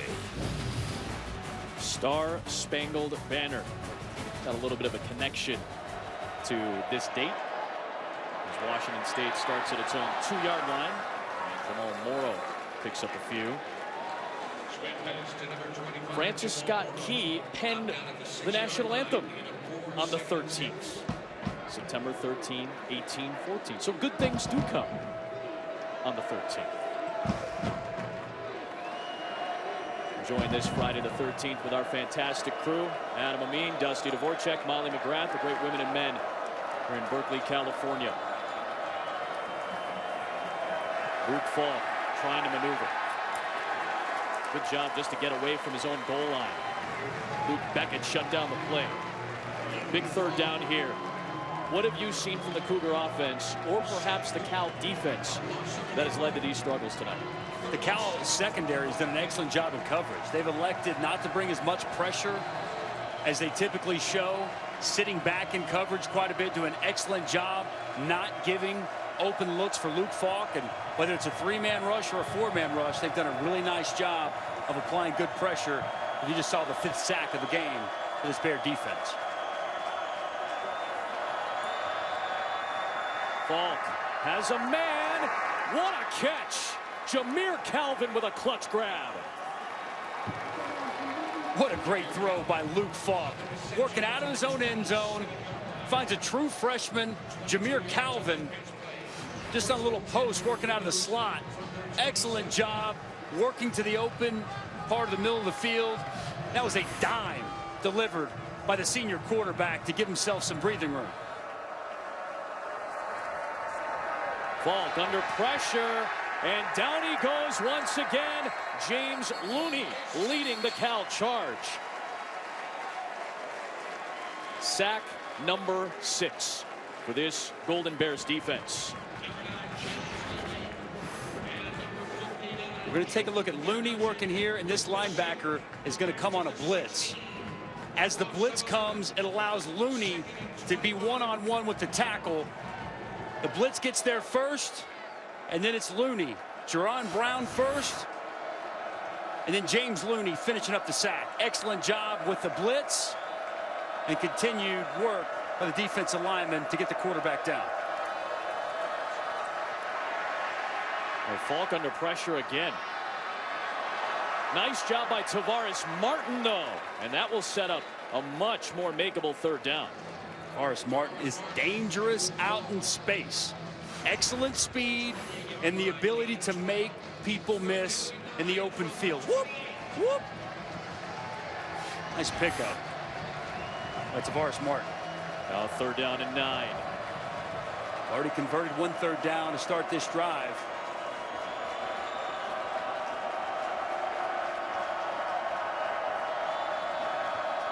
Blitz. Falk delivers behind Martin, and was it intercepted? It was! Jordan Kanashik with his 2nd pick of the season. 5 Washington State giveaways. My goodness. Ball is thrown behind Tavares Martin. He tries to get an arm on it. Ball pops up, and it's Kanashik. An outstanding interception. 5th takeaway for this Cal defense. Bad throw by Luke Falk behind the receiver. And as he tries to get his right hand on it, he pops the ball up. Kanashik with an excellent athletic interception to get Cal the football back. 9 possessions for Washington State. 5 turnovers so far this evening. Ball not bouncing the Cougs' way so far in Berkeley.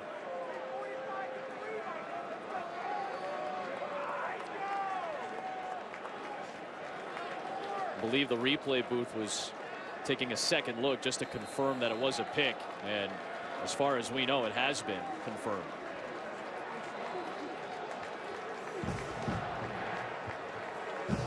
Cal once again with great field position. The 5th time they've started a drive in Washington State territory. Noah with a drop. Is that going to be considered an incomplete pass? Still waiting for somebody to see. They're marking it as a catch fumble. Yeah, they are. Wow. That's the first Cougar takeaway. They're certainly going to take a second look at this. The ruling on the field is a completed catch and a fumble recovered by the defense. My guess is it's going to be an incompletion. Did not seem like he fully possessed the ball before he let it go. The previous play is under further review. The ruling on the field was a catch fumble. I never saw control there. I think this is going to be overturned to be an incompletion.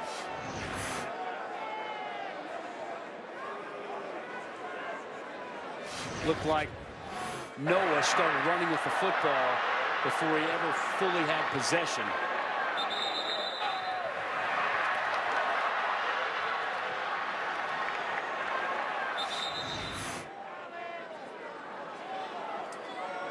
I've talked to a couple of officials about this, and every official has used this term: no cheap fumbles. You never want to punish a player for not having complete control and just bobbling the ball. You want to make sure that if you're going to call a fumble on a play like that, that it is ruled fully as a catch. There's a clear football move involved to show and indicate possession, and then if the ball is loose, then it's a clear fumble. But most officials and replay officials do not want a cheap fumble against a wide receiver, and that always plays a role in how these plays are reviewed. Has to be a football move congruent with the game, correct?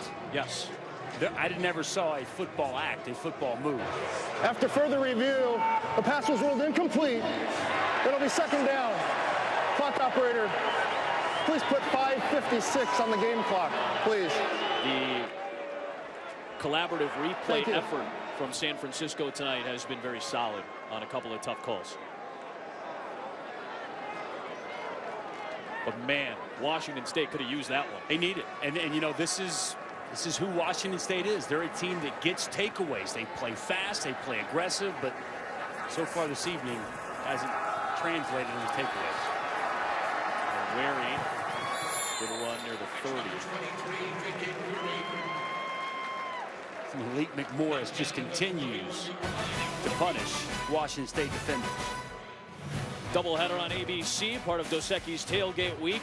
The triple option of Georgia Tech heading to take on the Canes, and then Utah USC, Pac-12 in prime time. Our ABC doubleheader starting up at 3:30 Eastern, also available on the ESPN app. 3rd and 3. Wharton, end zone. Had the space and kind of frustratedly flicked the ball out of bounds. I don't know if he did that on purpose or not, but he was ahead of his defender. Looked like a slant and go. And Wharton had the coverage beat by 27 Sean Harper, but Ross Bowers unable to locate his wide receiver. Well, you're kind of in no man's land if you're Bo Baldwin, the offensive coordinator for Cal. Plus 31-yard line, 4th down and 3. It's like not want to take a timeout to think. Yeah, this would be about a 48-yard field goal for Matt Anderson, which would tie a career long.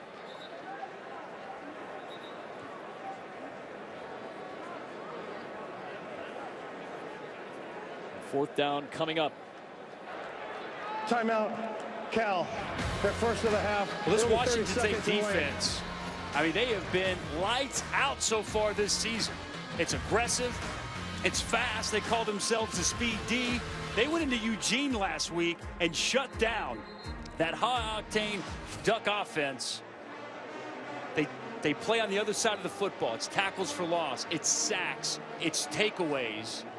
And so far this evening, we haven't seen them live up to the team that I've watched on tape through 6 weeks so far this season. Alex Grinch hoping right here they can come up. Well, I guess Cal's electing to try to take the points and going for the field goal. This should tie a career long for Matt Anderson from 48 yards. How about that hook to make it a 3-score lead?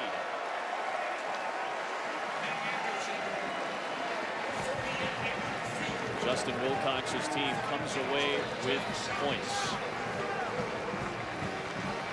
We came in tonight, we knew that this Cal defense was salty. We knew that they played some good football, but they had kind of started to take a couple of steps back. It was the Washington State defense we kind of expected to come in here and play lights out. You got to give this Cal Bear defense, Tim DeRuyter, a ton of credit thus far in this game. It's been them that's gotten the pressure on the quarterback. The 5 takeaways so far tonight. The Cal defense has come to play. It was the opening possession with a big pick. 2 on the night. bad bounces, and Cal has taken advantage of several miscues by Luke Falk and the Washington State offense. That's a staggering number right there, my man. Staggering number. Very surprising. And some of this is some bad bounces.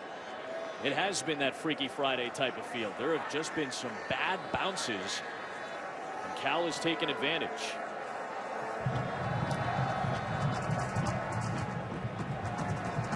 Robert Taylor.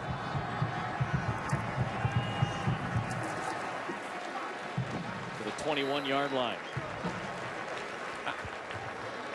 Adam, you can see Devontae Downs walking around with a brace on his right knee. He tried to run with that brace and then looked at the athletic training staff, shook his head. They took away his helmet. And when a teammate asked him, are you going back in? He shook his head no. He looks pretty bummed. Garen Brown took over and made some good contributions on the prior series, but that is Cal's stud linebacker, the top tackler in the conference. And the leader of this defense, mind you. I mean, this is the middle linebacker. This is the guy that makes a lot of things right. Sorry, the will linebacker, but the leader of that group for Tim DeRuyter. It's a huge loss for the Bear defense. The previous play is under further review for targeting. This is coming from the replay booth, I believe. If the replay booth feels that there was an egregious miss of a targeting, they can create the penalty from the booth and initiate a review process. And again, the Pac-12 using collaborative replay.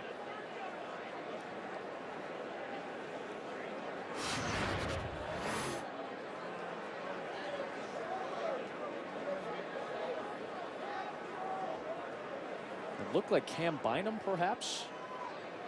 They're looking at 24.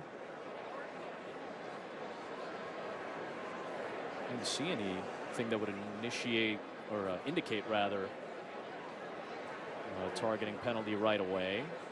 I guess if you want to call that forcible contact with the crown of the helmet, perhaps. Yeah, his head's down. There it is. Yeah, I got a second look at it. That's more than the crown of the helmet. That's the top of the helmet. Yeah, you can't be going out and spearing guys. And I think this is a great point to make. It doesn't have to be the head or neck area when it's forcible contact using the crown of the helmet. Yes, the crown of the helmet you are not allowed to use at all.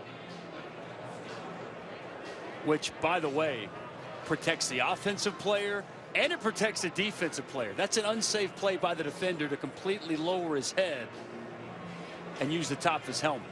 And 24 Cameron Bynum, who, by the way, has already had 2 interceptions tonight. I think he's going to be departing this game. How about this? No downs now, as Molly just told us. After further review, personal foul, targeting, kicking team number 24. 15-yard penalty from the dead ball spot. First down. 24 is disqualified for the remainder of the game. And Bynum will miss now the first half against Arizona next week as well. You cannot use the crown of the helmet forcibly. It doesn't matter where on a player you're directing the contact to. You cannot use the crown of the helmet. It's an unsafe play. It needs to be out of football. They're trying to rid it. That's the right call. And let this be a lesson for you kids out there, high school players that are watching late night on Pac-12 After Dark. That right there, put that in your memory bank and make sure that when you go to tackle someone, your eyes are up. You can see exactly what you hit. As you saw when he lowered his head, he was unable to see what he was hitting. I beg your pardon, it's not Cam Bynum that got called for that. Very important distinction. We beg your pardon, it's 2 number 24s on Cal's roster. The old double number got us. Finally, we were waiting for it, and finally, it's Matt Rocket who is playing on special teams. That's a big difference. That's a huge difference between Cameron Bynum and Rocket. By the way, while we were trying to figure all that out, Cal with a big sack on first down. Their 7th of the night. And it was Kanashik. Kanashik's having a well of the second half here.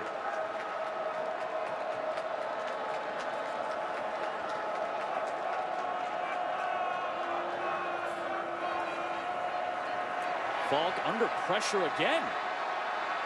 Does a nice job of getting out of it. And finding Tavares Martin. Still 3rd down and long coming up here. That was a good job by Luke Falk. I really liked what Tavares Martin did. He saw that his quarterback was in trouble. He broke off his route. He worked back to the quarterback to give him a good target and nice outlet to at least pick up a decent gain to make it 3rd manageable.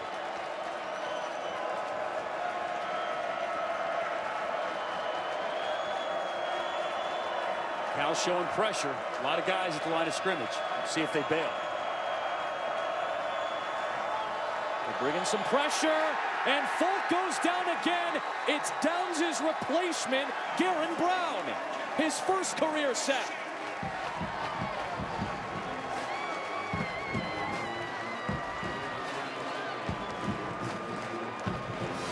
What in the world is happening to this offensive line tonight?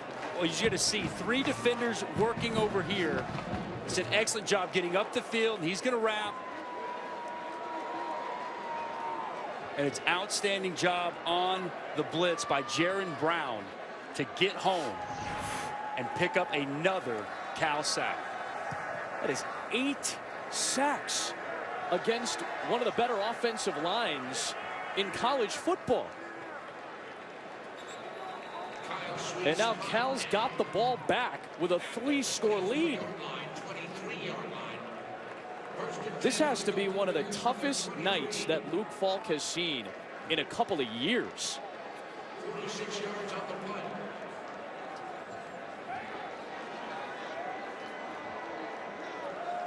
And this Cal defense, you said it earlier, Dust, they came to play tonight for Tim DeRuyter.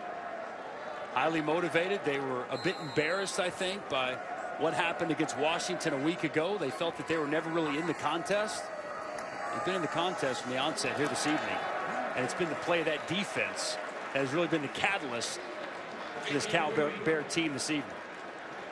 Well, Justin Wilcox had a great start to his tenure as a head coach. 3 games won to start his head coaching career, just 40 years of age.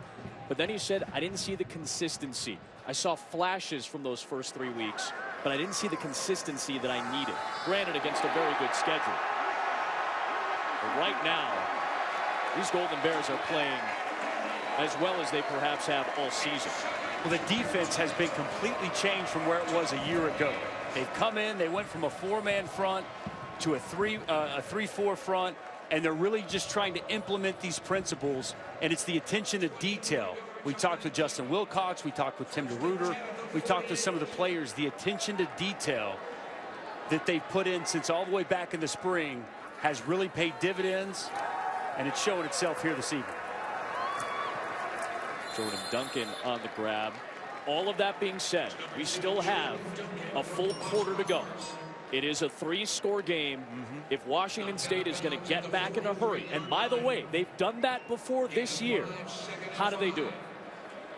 Getting stops on defense. That's where it starts. A takeaway. You referenced that they've done it before is against Boise State at home, down 21. And what? It was a Pelluer pick 6 that really got them back into that game.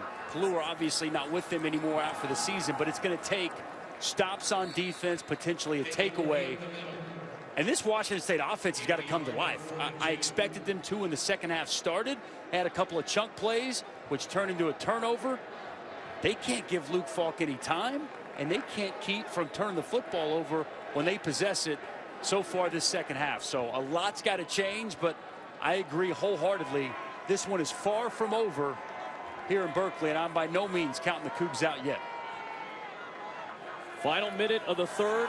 3rd down for Bowers. And Noah converts. Doesn't he just look very comfortable outside the pocket? They roll pocket. To me, that's when he's really been at his best. I think a huge bounce-back game for Ross Bowers tonight. He really struggled the last 2, and it worked them all week. They tried to work on his confidence, his trusting of the offensive line.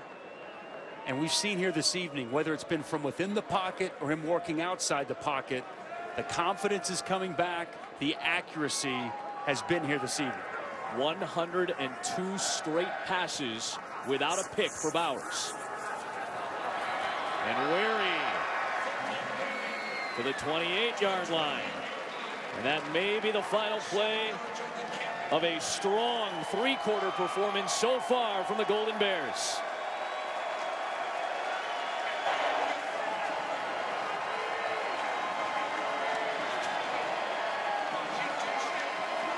That's the end of the third quarter. One upset in the books in Syracuse, New York. Across the country, what's in store for quarter four? We're back to Berkeley after this. Welcome back to college football prime time as part of Dos Equis Tailgate Week. A good one through 3 in Berkeley. All-State proud to be a part of the team that comes together to do good by contributing to participating universities' general scholarship funds for each field goal and extra point kicked. To date, All-State has contributed millions in scholarship funds. 3-score lead for Cal. Vic Enweri's got a hole. And Vic Enweri is inside the 5-yard line.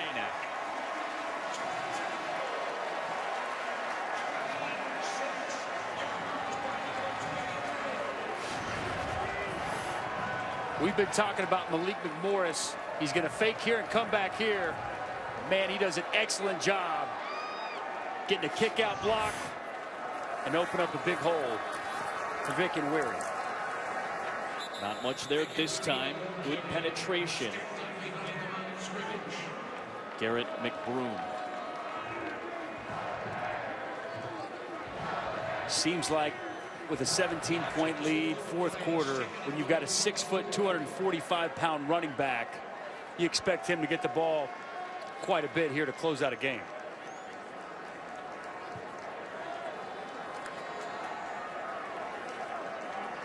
They used play action earlier before the half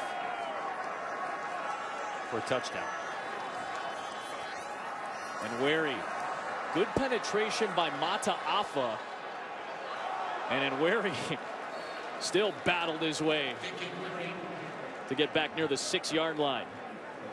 Derek Moore, Hercules Mata Afa. Excellent job with penetration. Getting the negative play. Big third down and goal here. If you get a touchdown and an extra point, it's still a 3-possession game. But man, that's a lot of pressure to get multiple 2-point conversions. Huge third down and goal. For Wharton up top, isolated. Bowers trying to run it for the score. Airborne touchdown!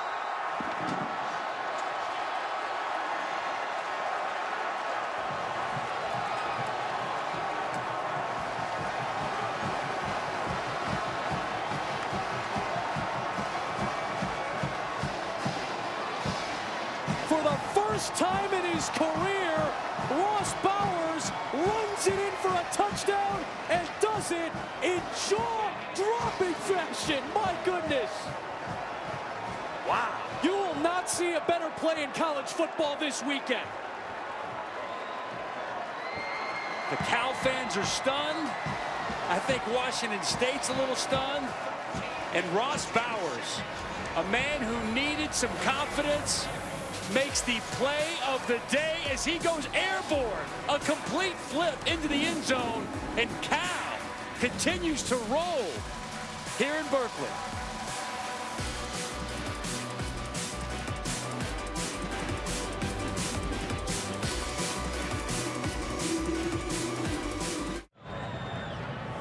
Washington State down 27-3, and Luke Falk told me he's not a vocal leader. He'll only yell when he needs to, and he just ran up and down the sideline telling teammates, we have been here before. You got to believe. And the Cougars with 6 come-from-behind wins when trailing in the 4th, guys. That's behind Luke Falk. Now, when they came back against Boise State this year, Tyler Helinski took over at QB because Falk got knocked out of that game. At one point was pulled and then was injured. But now Luke Falk, the veteran quarterback, needs to make some magic happen. It is still a 3-possession game, but a lot of pressure on Falk. You got to have a successful drive here, and you kind of need to do it in a timely fashion as 3 scores, 3 2 points. Tick-tock, tick-tock. That clock's moving. Morrow And the Cal defense with Malik Songs penetrating gets the stop on first down.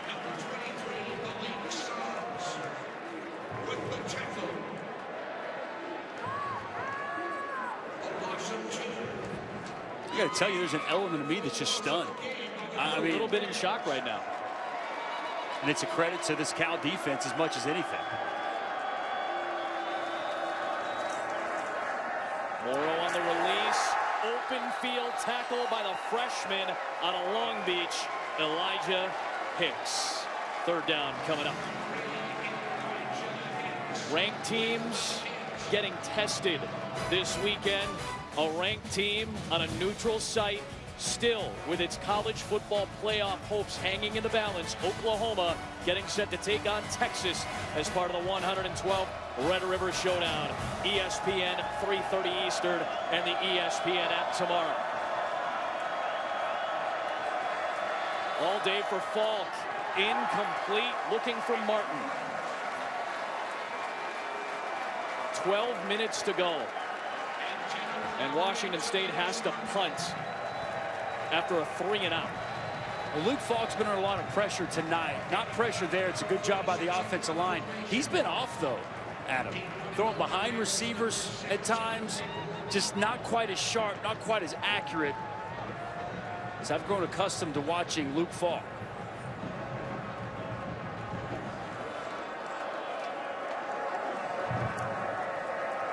Powell will kick away. Wharton made contact with it. Thought initially the Bears rescued it, and they did. That's the break Washington State needed right there. Yeah. If they could have gotten that, that would have been huge. Washington State, first time in program history, they opened up with 5 consecutive home games. But it is tough when it's life on the road, especially after dark. ESPN College Football, brought to you by Land Rover, above and beyond. And Sherwin-Williams, make the most of your color with the very best paint. Ask Sherwin-Williams. A Berkeley campus rich in tradition, but this is one of the new ones. This is a sphere that a lot of students will rub before they have to take an exam. They're calling it the 4.0 ball in reference to their GPA. Meanwhile, Cougar fans who have made the trip down from Pullman already headed for the exits. As they're 6-0 Cougars, top 10 for the first time since 2003. I ran into a buzzsaw of a Cal defense tonight. We used the 4.0 ball back in college. Have those around the Oklahoma campus. Oh, I would have loved it if I went to class more often, but can't have everything we want, Dustin. You know all these big words, and you're educating America every Friday night. Don't act like you're not educated. Come on, man. Harvard of Northwest Indiana, Valparaiso is very proud right now. As I mentioned earlier, I'm expecting a heavy dose of Vic and Weary right now. Up 24th, 11 to play. And a lot of single-digit numbers on the play clock when the snaps come.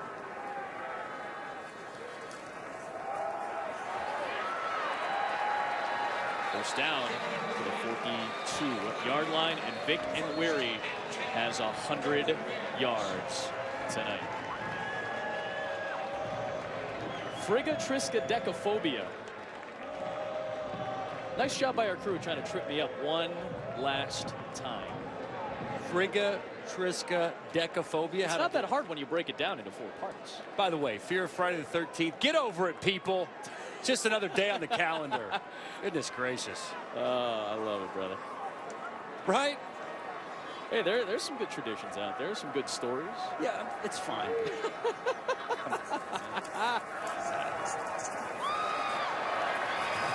Did you have any superstitions when you were a player? Getting ready for games? Were you a superstitious type of guy? Absolutely. Yes. To never do the same thing twice. Really? I changed it up all the time. So you never wanted to follow the same routine? I would wear the same undershirt. It was a high school shirt that I had, and I wore it all through college and even kept it to the NFL. But I was wondering what that smell was, actually. Well, I have it on the knife. No. My superstition was to never do the same thing twice. Vic Enwere, who had that monster game in the upset of Texas a year ago. Now under 100 yards after he ends up taking that tackle for loss. The man himself, Klay Thompson, is here. Going to be a tough night for the NBA All-Star and the graduate of Washington State University. Warriors did play tonight in preseason action as the season gets underway next week. Of course, our coverage on ESPN will begin in earnest next week as well. Good to see Klay here. I'll get a chance to see him when NBA season picks up. A win over the Sacramento Kings in preseason action tonight for Golden State. And Weary back over 100 yards. And he's got the first down to the 30-yard line. Well, this was all power, size, and 1-2. Vic Enwere, big running back. Excellent job by Malik McMorris, helping him get the edge. And Enwere battles through two Cougar defenders to pick up another first down. Remember, Enwere missed the final 6 games last season with that broken foot. So when he got to get back to fall camp and he had that opportunity, he said, I've got that fire back. Taken down for a loss here. Dylan Hanser on the stop.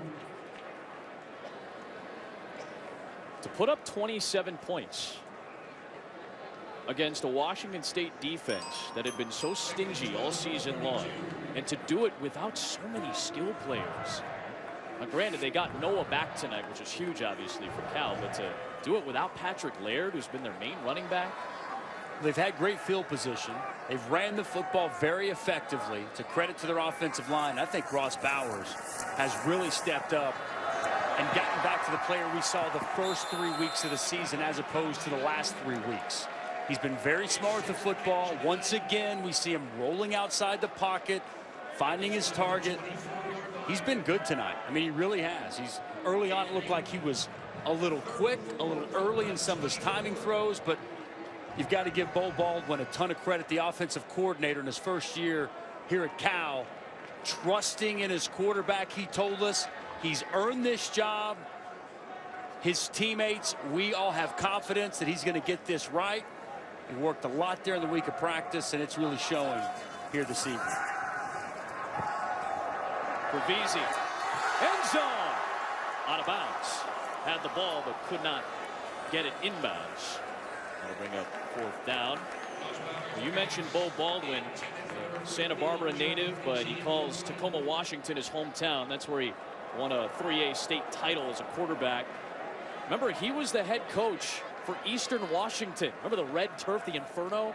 He was the head coach of that proud program that won an FCS national title 7 years ago.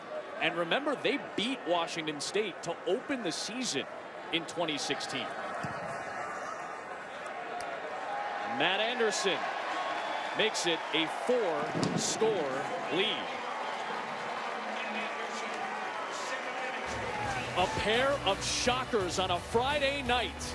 First Clemson, and now 7-13 away from Washington State. After we're done in Berkeley, we'll take you to Hollywood for SportsCenter at night. Linda Cohn and Neil Everett will talk about the impact of Clemson being upset and Kelly Bryant's injury. Reaction to Astros-Yankees Game 1 tonight. Jerry Jones with Ezekiel Elliott being back under suspension, claiming that Elliott's being treated unfairly. We'll talk more about that. SportsCenter at night on ESPN and streaming live on the ESPN app. Adam, Luke Falk came out of halftime with a glove on his left hand, and I'm told he's never worn this glove before. His hand is wrapped under that glove, and he keeps closing and opening his fist. He's taken some extra time throwing the ball and practicing with it. Now, Washington State does not give injury info, but there's definitely something off with him, and this glove and this hand issue he's having is new in the second half. Yeah, that is a great call, Mo. And Washington State does not disclose injury information in game. But that is definitely something that could play a factor. Perhaps has played a factor all night. I mean, you pointed it out, Dusty, and not to assume that everything is based off that, but you pointed it out. He just hasn't looked like himself tonight. He hasn't been himself. He hasn't been the guy that I've watched on tape all season. We had him against USC 2 weeks ago, and he hasn't. And again, you got to give Cal's defense a ton of credit. They've got a great game plan. They put a lot of pressure on him, forced him to make some tight throws, and really been an opportunistic defense that when the ball has been up in the air, they find a way to come down with it. And coming in tonight, you know, Luke Falk, according to our Heismanology, and myself included, I was actually saying, why isn't he higher on the list? I would have had him at 4 behind Baker Mayfield. And he was at a legitimate Heisman Trophy push going on, and you got to think that's taken some real hits here tonight with the performance he's put out there. That is from Joe Tess's official Heismanology poll of ESPN voters. More pressure on Falk. Nice job getting away from it. Second down coming up. We give a little love to Bryce Love of Stanford. By the way, hope everything goes well in Palo Alto tomorrow as the Cardinal take on the Ducks. I know the same situation at the air quality could be a factor there tomorrow, but man, numbers he's putting up, unreal, man, unheard of. I mean, it's crazy how well he's played. He stepped through that role. Christian McCaffrey departs, and just plug and play at Stanford as it goes with running back. Saquon Barkley has been tremendous this year in the kick game, receiving, limited rushing last week, and don't count out Baker Mayfield. I know that they had a loss last week, but he's still yet to throw an interception, having an extremely efficient year for the Sooners. I always like seeing a good defensive player on there. Love that Minkah Fitzpatrick, who's, by the way, more than just a defensive player. He, like Barkley, you mentioned, so much special teams. That's a Nick Saban staple. He likes to throw his first team players on both sides of the ball into special teams units. I love seeing him on there, but let's be real. He's got no shot to win it. No one's going to vote for a defensive player. Do you think it's not an offensive world? What is that? Is that an indictment on college football today with the offensive? I don't know if it's an indictment. I just think that, you know, chicks used to dig the long ball. Now chicks dig offense. Not just chicks, but Heisman voters. So I think that's the way it goes. I mean, what, the last defensive player was Charles Woodson back in '97. The Peppers was on that list for a good chunk of the year, and he was the last defensive player a lot of us thought might actually have a legitimate shot until Lamar Jackson. I thought Ndamukong Suh in 2008. I thought he was the best player in college football. Yes. I played with a guy back in the early 2000s, Roy Williams in 2001. Eric Crouch wins the Heisman. I can assure you, there wasn't a better player in the country than Roy Williams. So I love that, you know, Minkah's getting the credit, but. That ball is loose. It is scooped up. And Garin Brown in for the injured Devontae Downs is having a huge night. Rolling on the field was a fumble recovered by the defense for a touchdown. And Downs, who had to leave this game with the injury, has seen Garin Brown step right into his spot and come up clutch after Jordan Kanashik punched it loose. What a night for the Cal defense. Thought when they lost Devontae Downs early in the second half, it was going to be very difficult for this Cal defense to replace him, but not at all. They have continued to play outstanding on that side of the ball. Garin Brown, transfer from Washington, 2 years there. The previous play is under further review. The rolling on the field was a fumble recovered by the defense. And that signals the end of an undefeated start for Washington State. See if he was definitely down, or if it was a fumble, or if he was down by contact. You know, the knee might be down, Dust. We might have to take this off the board. It'd be Cal ball anyway because that was fourth down. I don't know. That ball's moving before his knee. I think it's going to stand. No, I think you're right on that. We got the second look at it. Watch the ball as he gets hit and he's going down. It starts to move See that forearm kind of hits it, and it's moving as we speak. Yeah, I think it was moving before the knee went down. And remember, the rule on the field was a fumble and a touchdown. It's just going to depend on what they're That's tough. Yeah, it's really tough. It's very close. The question is exactly what you said. Was the ball moving prior to the knee going down? And that's a subjective call from the replay. It's almost in conjunction with the knee going down is what I saw. You could see that the defender's hand jostled the ball, and I think it was after further review, the ruling on the field of a fumble is confirmed. Touchdown.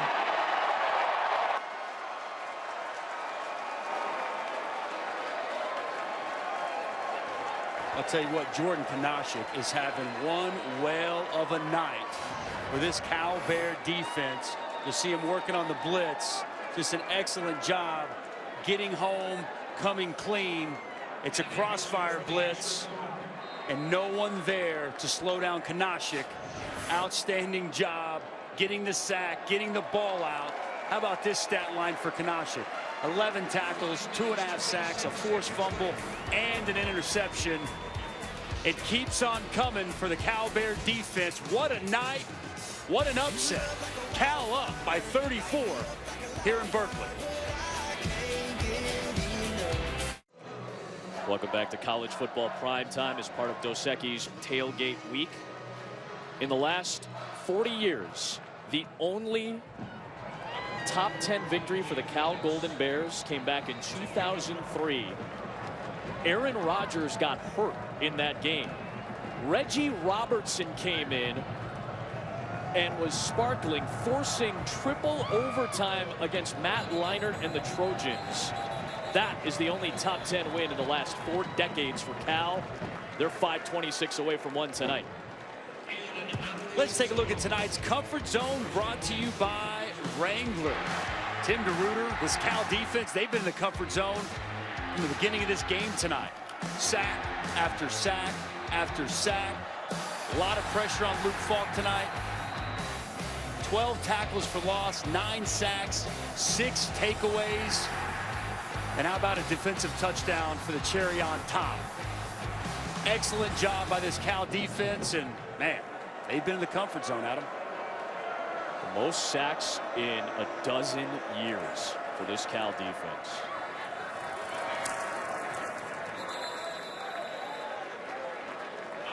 Justin Wilcox has a really good coaching staff around him. He's a defensive-minded coach. And when you're a defensive-minded coach who becomes a head coach, sometimes it might be hard to let go of the defense.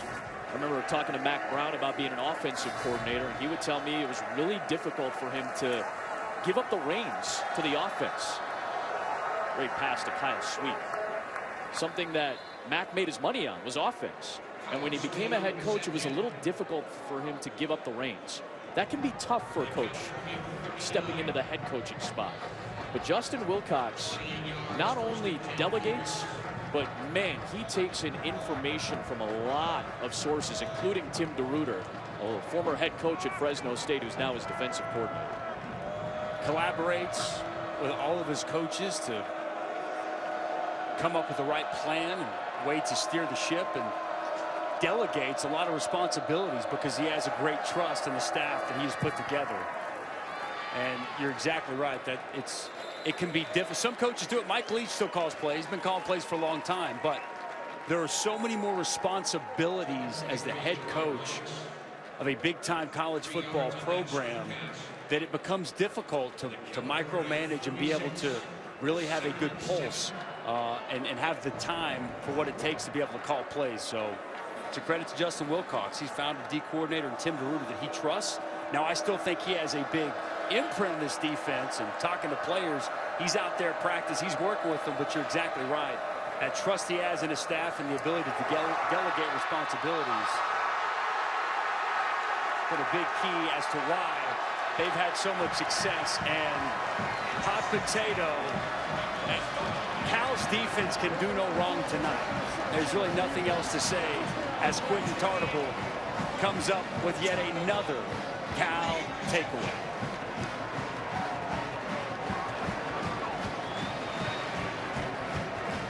tonight is going to be one of those nights when you look back at the 2017 season that helps define the 2017 college football season.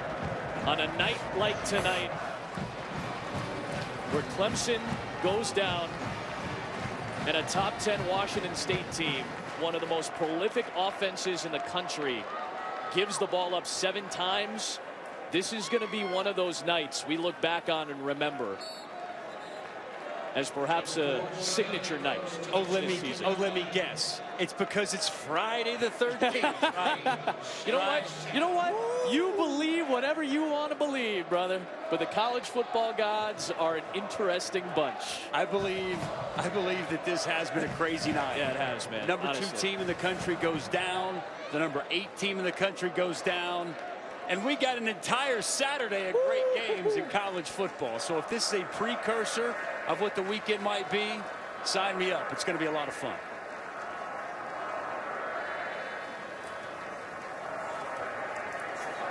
Penalty marker flies in as Eccles is on the move. Can I give one criticism of this? Holding. Offense number 54. 10-yard penalty. Repeat, second down. Can I give one criticism to the Cal student section right now? Yeah, sure. Don't chant overrated.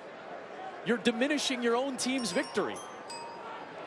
Don't chant overrated at a football game when you're about to upset a top 10 team. You're diminishing your own win. Makes sense. Like, you don't understand where I'm coming from, right? I know where you're coming from, but like the point of it is to try to get under the skin of the players, to try to make them feel like they're not nearly as good as what I get, but I'm talking cost benefit here. I'll tell you this That's much. all I'm saying. It doesn't matter what they chant. Look at that scoreboard. Wow. Okay, it's 37-3. Overrated, say whatever you want to. I can guarantee you those words aren't going to sting anywhere nearly as bad as the actual result on the field and the pounding that Washington State has taken tonight from Cal. This is one of the most impressive performances. I mean, what are we saying? This is the most impressive performance of the season, top to bottom, from Cal. Justin Wilcox said they'd seen flashes at various points of what this team could be. And tonight, it all came together. That's right. That's what Justin Wilcox told us yesterday. He said at times, the first 3 games we played well enough to win. We didn't play well the entire game, but we played well enough to get victories. And he said we played well at times, even against USC, against Oregon. He said we didn't play very well against Washington. But they've played well at times, but they had never put it all together. Justin Wilcox may look at this as, to this point, their masterpiece for this team because they've put it together in all phases for an entire 4 quarters here this evening. Ross Bowers had some struggles. He'd done a better job of keeping clean in terms of giveaways, but he'd been struggling a little bit. There were some calls to maybe go to another quarterback this week. But Bo Baldwin, the offensive coordinator, when we chatted with him yesterday, we asked him, what do you want to tell Ross? What's the message you want to give him? And he said, find the joy. Find the happiness. Find what made it fun for you when you were in 5th and 6th and 7th grade to play football. Find that emotional state and the success may follow you. There has been a level of comfort that I don't think we've seen from Ross Bowers in at least a few weeks. He said, be free and go play. And I really enjoyed listening to Bo Baldwin talk about that. And you know what he said? He said, I have to remember that too as a coach. I've got to remember about the joy and why we love playing football. And I think you're exactly right. They seem like the pressure was gone. They just kind of let it go. And they came out and played an outstanding game here this evening. Credit to this staff, a credit to these players. And you've got to be happy for Ross Bowers exercising some demons here at home against a really good Washington State defense. Gerard Wicks with Tyler Helinski in the game at QB. Mike Leach will have to regroup. They're back home next Saturday night against Colorado. Well, Cal will be 2 wins away from bowl eligibility and Justin Wilcox's first season as a head coach.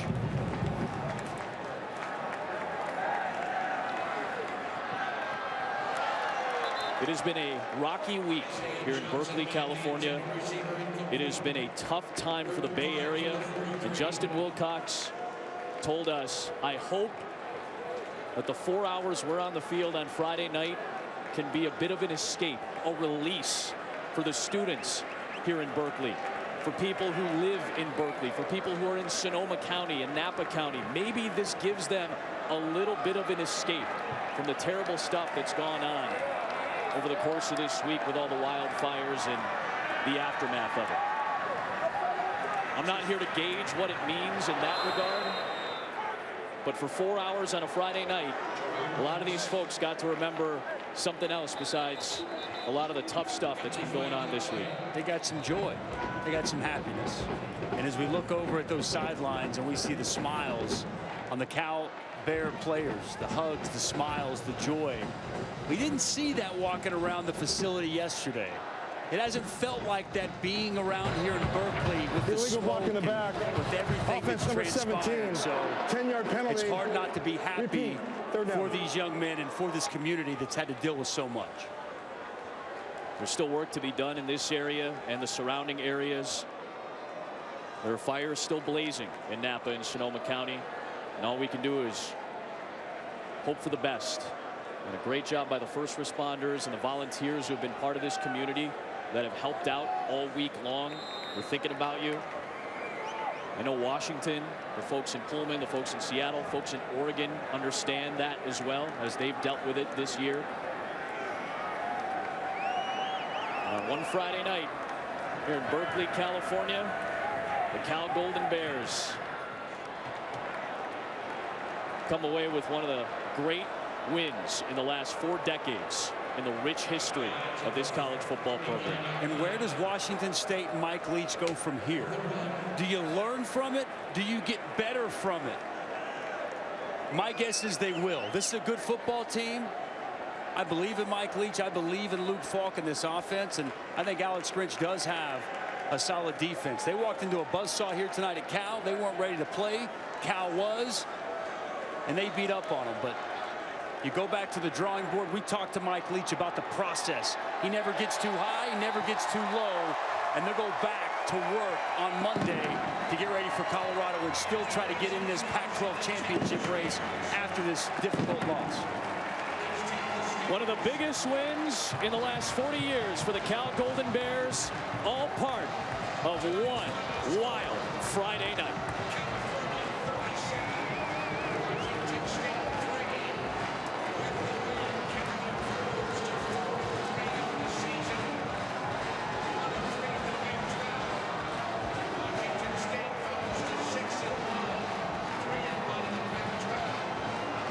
First Clemson, and now Washington State, both knocked from the ranks of the unbeaten.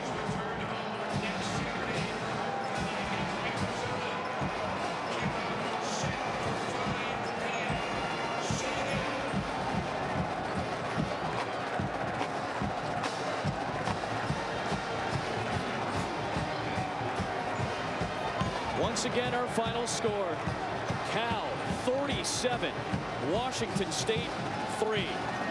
For Dusty Dvorak, Molly McGrath, the wonderful women and men of our crew here in Berkeley, Adam Amin singing So Long for Now, Sports Center in 15 seconds.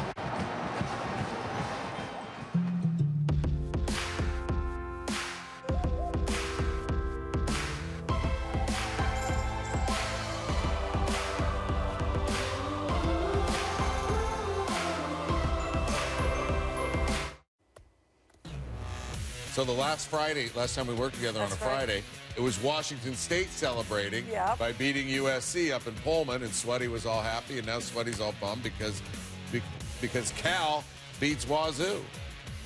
That's right. So let's send it back to Berkeley and get more on this tremendous upset now. And send it back to Adam and Dusty and Molly. Take it away.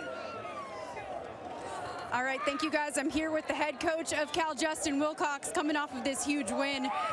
9 sacks, 7 turnovers. As a defensive-minded coach, you have to be really proud of that. What was the difference with that group?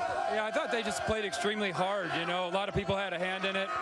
Defense played really well and took the ball away. But offensively, I thought our guys battled all game, and it was a total team effort. After your 3rd straight loss, you said you've learned more about this team at this point than any other. What did you learn about your team tonight? Well, I thought they came out and fought. You know, we weren't perfect, but they fought for each other, and that's what it's all about, and really proud of them. All right, thank you, Coach. Congrats on the win. Adam, up to you. Molly, thank you so much. The signature win in year number 1 for Justin Wilcox, Adam Amin, Dusty Dvorak back in the broadcast booth. What a night. What a Friday night with the national champion, the defending champs Clemson, going down at Syracuse. Their first win over a top 2 team since 1984. And here Cal with just its 2nd ever top 10 win in 4 decades. A wild, true college football night on a Friday. Way to get the weekend started, right? Let's hope we see some more of this weekend. It's October, and you can't take anyone lightly in college football. If we've learned anything tonight, tomorrow as teams get ready, you better bring your A game or you might get beat. But tonight was all about the Cal Bear defense. 12 tackles for loss, 9 sacks, 7 takeaways, and this high-octane, high-powered Washington State offense with a Heisman hopeful and senior Luke Falk hold them to just 3 points here tonight. That's the story. This Cal Bear defense. They were fantastic here this evening. And it was a fine performance by Ross Bowers tonight as well at QB, making it all stand up on the offensive side. Back down we go to Molly. Thank you, Adam. Ross, your coaches told you before this game to find your joy, just go out there and have fun. What was the difference for you tonight? Just my week of preparation. I got back to what I was doing kind of before the season started and stuff like that, and just it really helped me personally with my reads and just being more comfortable throughout the game. You know, really happy with how our guys played, and how about that defense? No, I mean that's amazing. That's awesome. You just beat a top 10 team. How does that change the course of your season? Yeah, you know, it's a great feeling to know that we got the win against a great ball club, but we're on to the next week, you know, so it's we got to come back Monday ready to go. All right, thank you. Congrats on the win. Adam, back up to you. Thank you. You know, it's funny, at one point tonight we referred to Justin Wilcox because of his demeanor as Belichickian. We're on to next week. I don't think you could get more Belichickian than that. How about Ross Bowers tonight? He was fantastic. I mean, he was focused. He was comfortable tonight. You know, he talked about the week of preparation. It was a rocky couple of weeks heading into this evening, and you saw tonight played a clean game. That's what Justin Wilcox told us yesterday. We've got to play a clean game if we're going to win this game here this evening. Ross Bowers was clean, the defense was clean, and what a win for the Cal Bears. A wild Friday night starts in Syracuse, heads to Berkeley, and now we get to go back to Los Angeles.